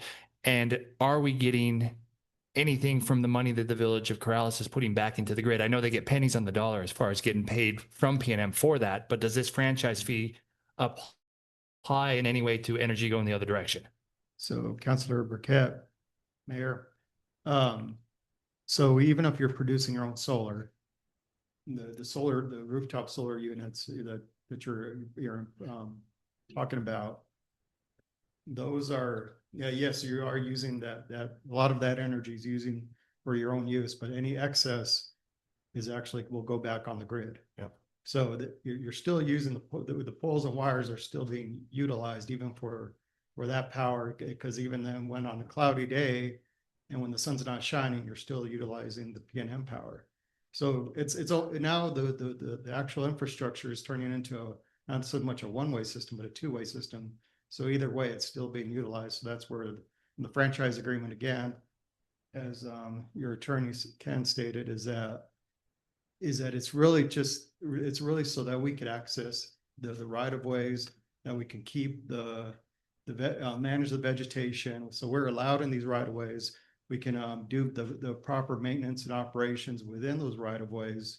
And because without these franchise fees, then we would have to go back to the village every time to allow us to go in there with our equipment and anything during any kind of emergency and or for any maintenance reasons. So I guess my question is more than how does the math work? Because my neighbors have solar and they pay $0.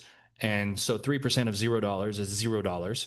And they get a check back for about $15 back from PNM every month for money that they put on the grid. So are we getting anything for what they're putting on the grid? Because it then negatively benefits us financially from a solar standpoint. We are still using all of your resources, but if everybody's paying $0, the village gets $0 in franchise fees. And if the electricity is going the other direction and they're getting, I don't know what the number is, I'm going to just say 10% of what they would have paid if it was coming in their house when it's going out. do we get any sort of franchise fee for that money that's going back onto the grid again, using all the resources and stuff? I mean, it seems like at some point, if there was enough solar in the village, our franchise fee would go away. Because nobody would be paying electricity bills if it's based off of what the cost of someone's electricity bill is. Councilor Burkett, Mayor, Councilor Burkett. The thing is, they're still utilizing the infrastructure, because even if you're not, you're always going to put, unless you're like a standalone or you're off grid, then you're not paying you wouldn't pay any P&M rates, you wouldn't pay any franchise fees, you wouldn't even pay at that point, you wouldn't pay any customer charges. And at that point, you would be, but you would have to be off grid. The fact that if most of our customers that do have solar, they're utilizing what we call net metering. Yeah. So at that point, you're producing your solar, and if you produce more than you need, then that goes back onto the grid. So that there's a benefit to the customers right there, but you're utilizing the infrastructure to get your power back onto the grid. It goes somewhere else where for other loads, or other customer services. At the same time, you're not, in a sense, you only pay the one customer charge for the one way into your home or business. Yeah.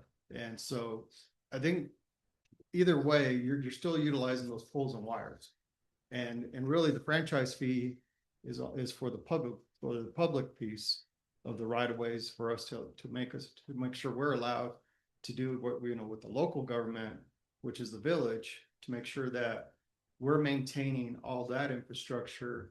We're allowed into their private easements are a little bit different. They're not part of this franchise fee. It's only the public piece. Okay. So I don't think I'm articulating. So if my neighbors have a $0 bill, are they paying any franchise fee?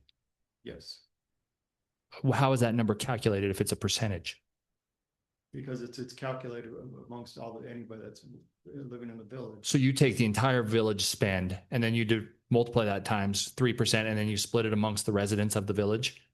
Yes, so so the 3% is charged to the whole whoever's in the village proper. Yep.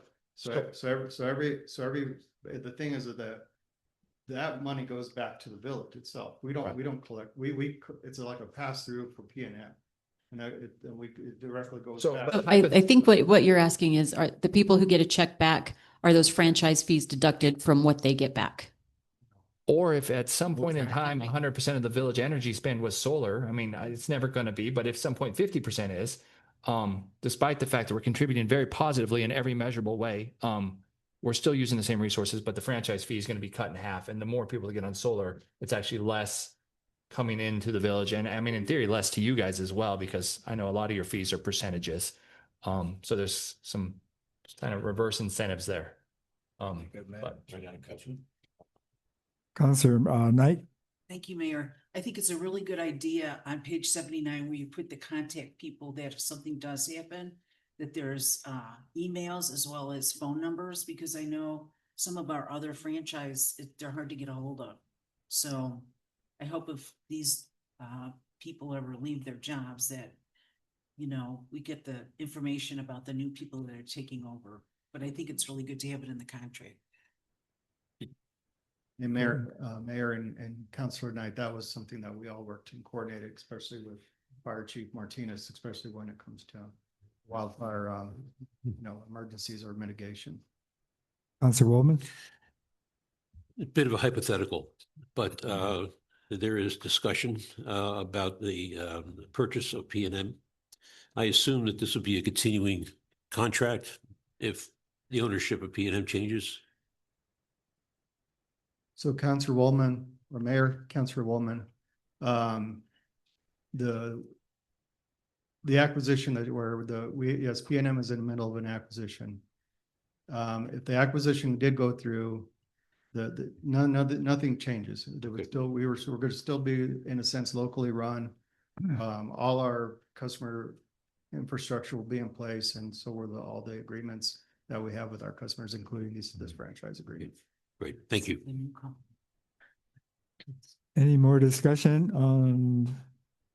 Motion in a second. Council Murray. Thank you. So maybe Chief Martinez could weigh in on the tree maintenance, and is he satisfied with the conditions that are stipulated in this franchise agreement?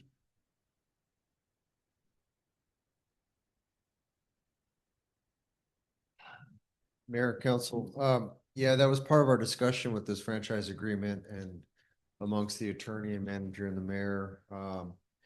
So PNM provided us with their vegetation management plan and some of the things that we're going to keep track of, which wasn't documented in the franchise agreement, really was we're going to just annually revisit it and make sure that, they're in compliance and be on better communications with PNM and their forestry division to assure that their infrastructure is being maintained, being looked at, and then have the back and forth conversations of concerns that we may have. Okay, thank you. Yeah, they provided us with a very detailed wildfire management plan. Councilor Murray, you would be happy to know I went through it with a fine tooth comb and had some questions at some of our meetings. But yeah, we were satisfied that plan does give us some good things for fire management, and that PNM will hopefully keep up with that plan. And so easements on private property that typically are associated with the property, it allows PNM to come on to do maintenance if they need to. Yeah, the private roads are different than the public roads. This is just for public roads. But yes, there are Yeah, I private ones. have like a 5-foot easement that allows utilities. Yes, that's what this covers. Okay. Yeah. And Mayor, Council, part of our conversation, it was a really good conversation, was the discussion of issues with the power, overhead power lines. And I think at the last meeting, I kind of talked to you about, ideas of working together with where we could present something to the council that will work for PNM and with us. So together, we're trying to make our community safe, from the high power lines all the way down to the residential private property, on what people could do to make their property safer. So, yeah. Any other discussion on this? It's a resolution, isn't it? Yes. So we have a resolution, a motion and a second has been made. Roll call vote. Councilor Murray, how do you vote? Yes. Councilor Burkett? Yes. Councilor Brown? Councilor Knight? Councilor Roman? Aye. Councilor Muir? Yes, sir. As amended, the big mistake in section 6. Right. Okay, yeah. As amended. As amended, yeah. Is still, you all have ayes? Okay. We're fine. Motion carried. Thank you very much. Yeah. Okay. So Mayor, Village Council members, so I just want to state, my position at PNM is I'm the Senior Manager of Government Affairs. And so I oversee the Government Affairs team, which includes, state and some federal and also the local government. And currently we usually have what we call a local government community manager. That position has not been filled. We had our community manager. We haven't had one in about 1 year that usually serves the greater Albuquerque area, which includes Corrales. So in the meantime, until then, I'll be the one that oversees, or be the point of contact for anything government related for the local governments, including Corrales. So thank you. Thank you very much, Carlos. Number 5, consideration action, approval of resolution 26-42, approval of an overhead power line at 390 Camino de los Milagros, pursuant to Village Code Land Use Regulations, section 18-30Q. Would you like to take the podium, please, and introduce yourself?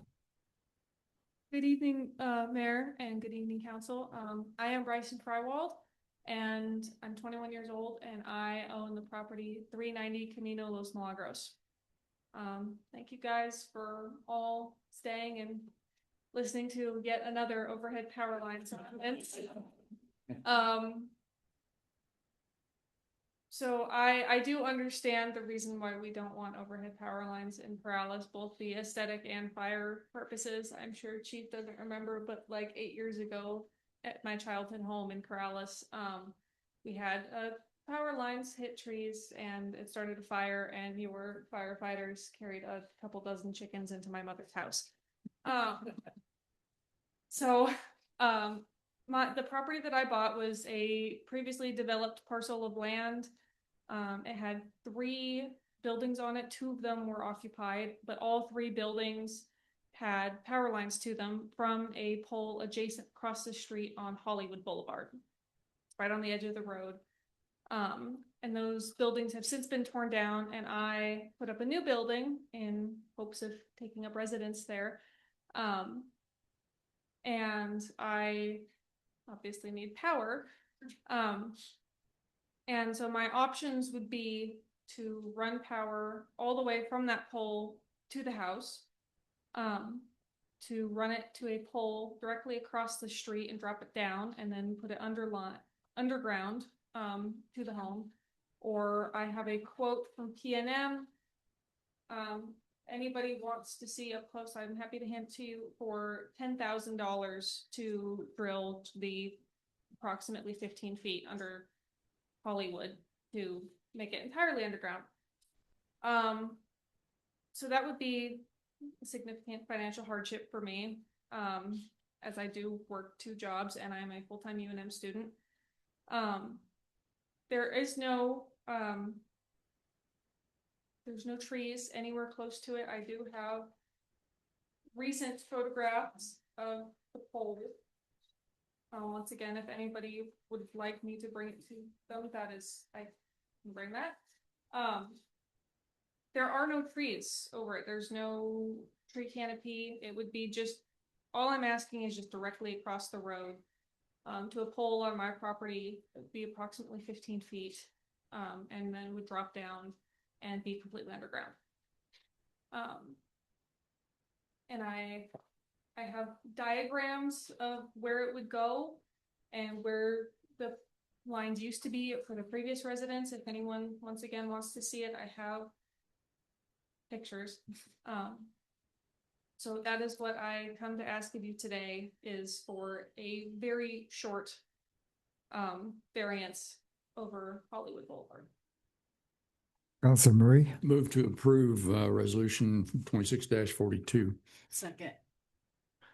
Any discussion or questions? I have 2 questions. Well, a comment and a question. My comment is I appreciate the fact that there are 3 options here: the long run, the short run, and then a drop underground or all the way underground. So I'm glad they explored all 3 options.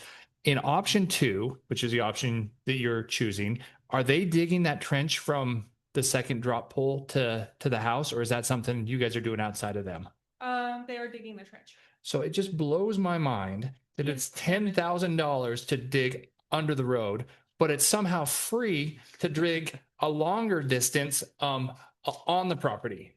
I mean, Hollywood's not that wide of a road. $10,000 to dig under road. And I mean, I see the document clear as day. I mean, you sent it to us, that a guy from PNM told you they want $10,000 to go across the road and $0 to go twice the distance once they cross the road. I mean, it doesn't make any sense in any world. I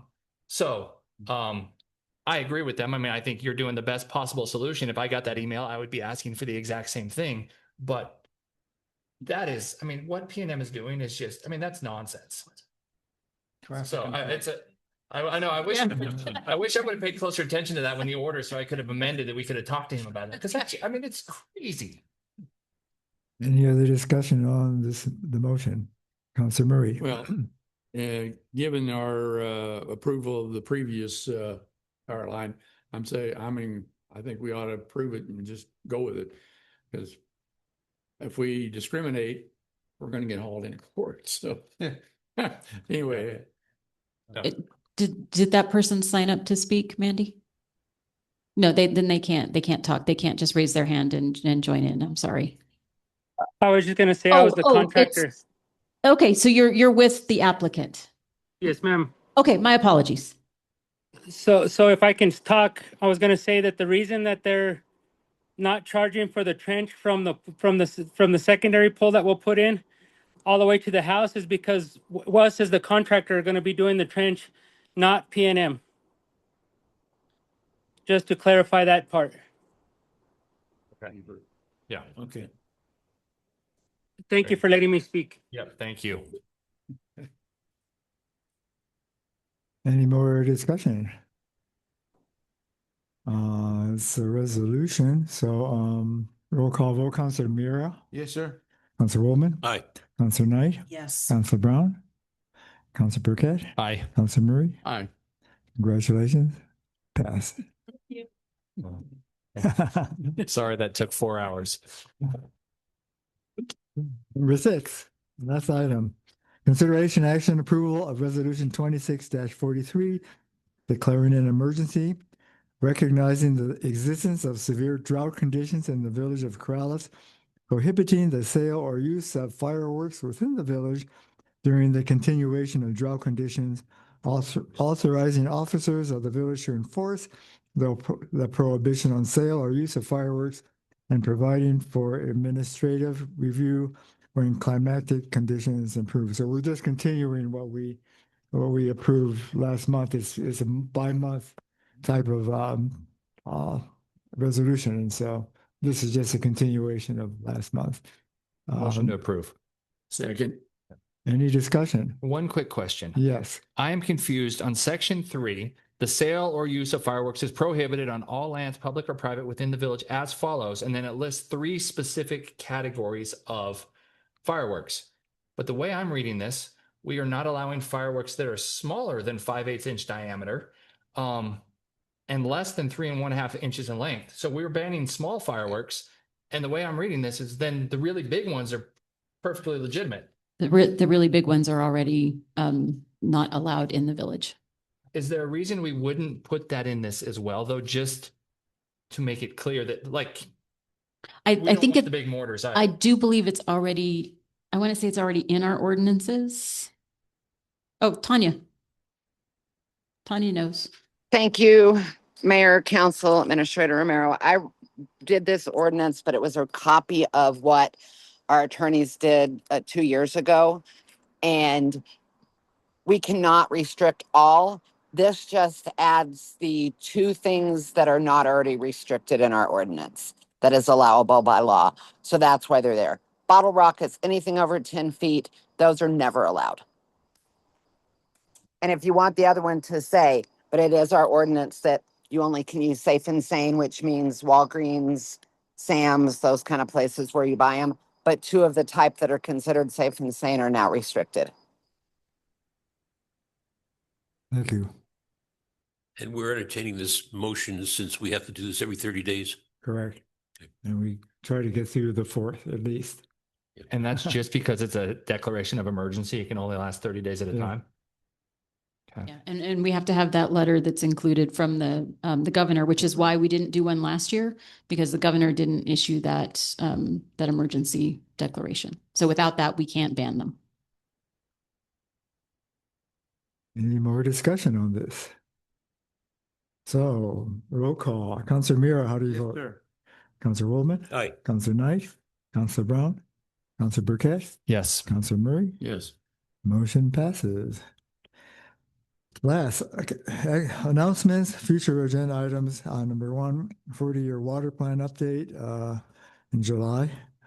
That's the 16th. That'll be a special meeting. It will be a special meeting, and it's a Thursday night, just like the regular meeting. The regular meeting is July 23rd, which is also a Thursday night because of when we had all of the things for year-end budget. The only date that worked was a Thursday night. And the reason we're doing the special meeting on a Thursday night is because all the members of our water team are going to be in town that night. So they will all be here in person to answer questions. And the main focus of that meeting will be the 40-year water plan and taking public comment on it. What time is that? 6:30 regular. I think it's still 6:30 regular time.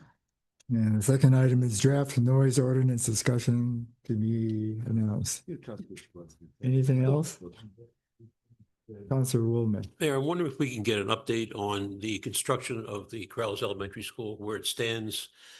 And also, My main concern is when we might learn as to the possibility that the village can use their cafetorium.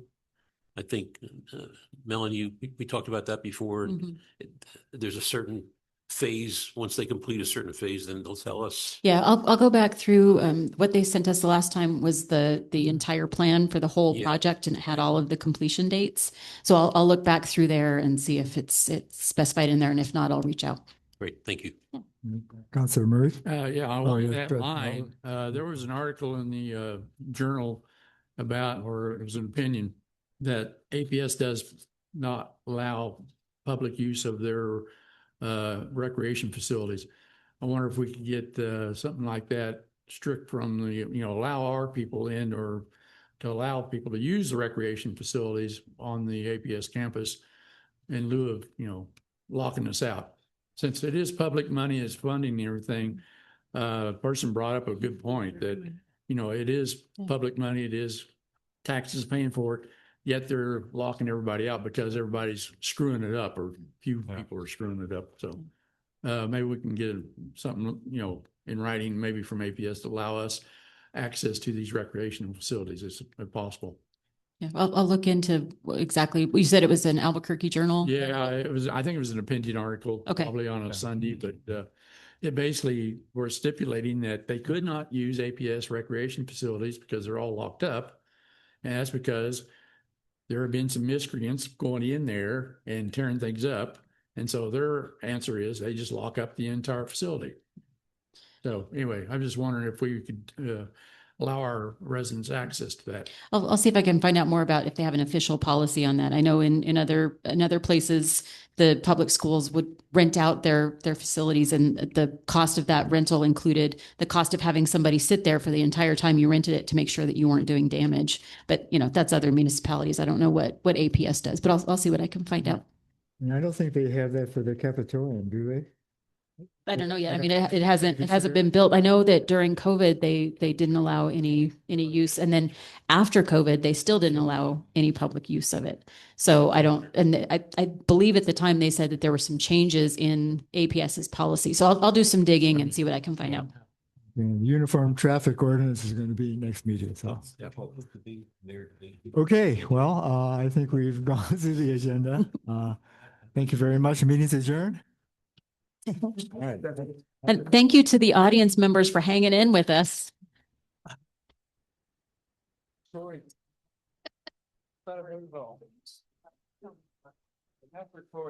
Yeah.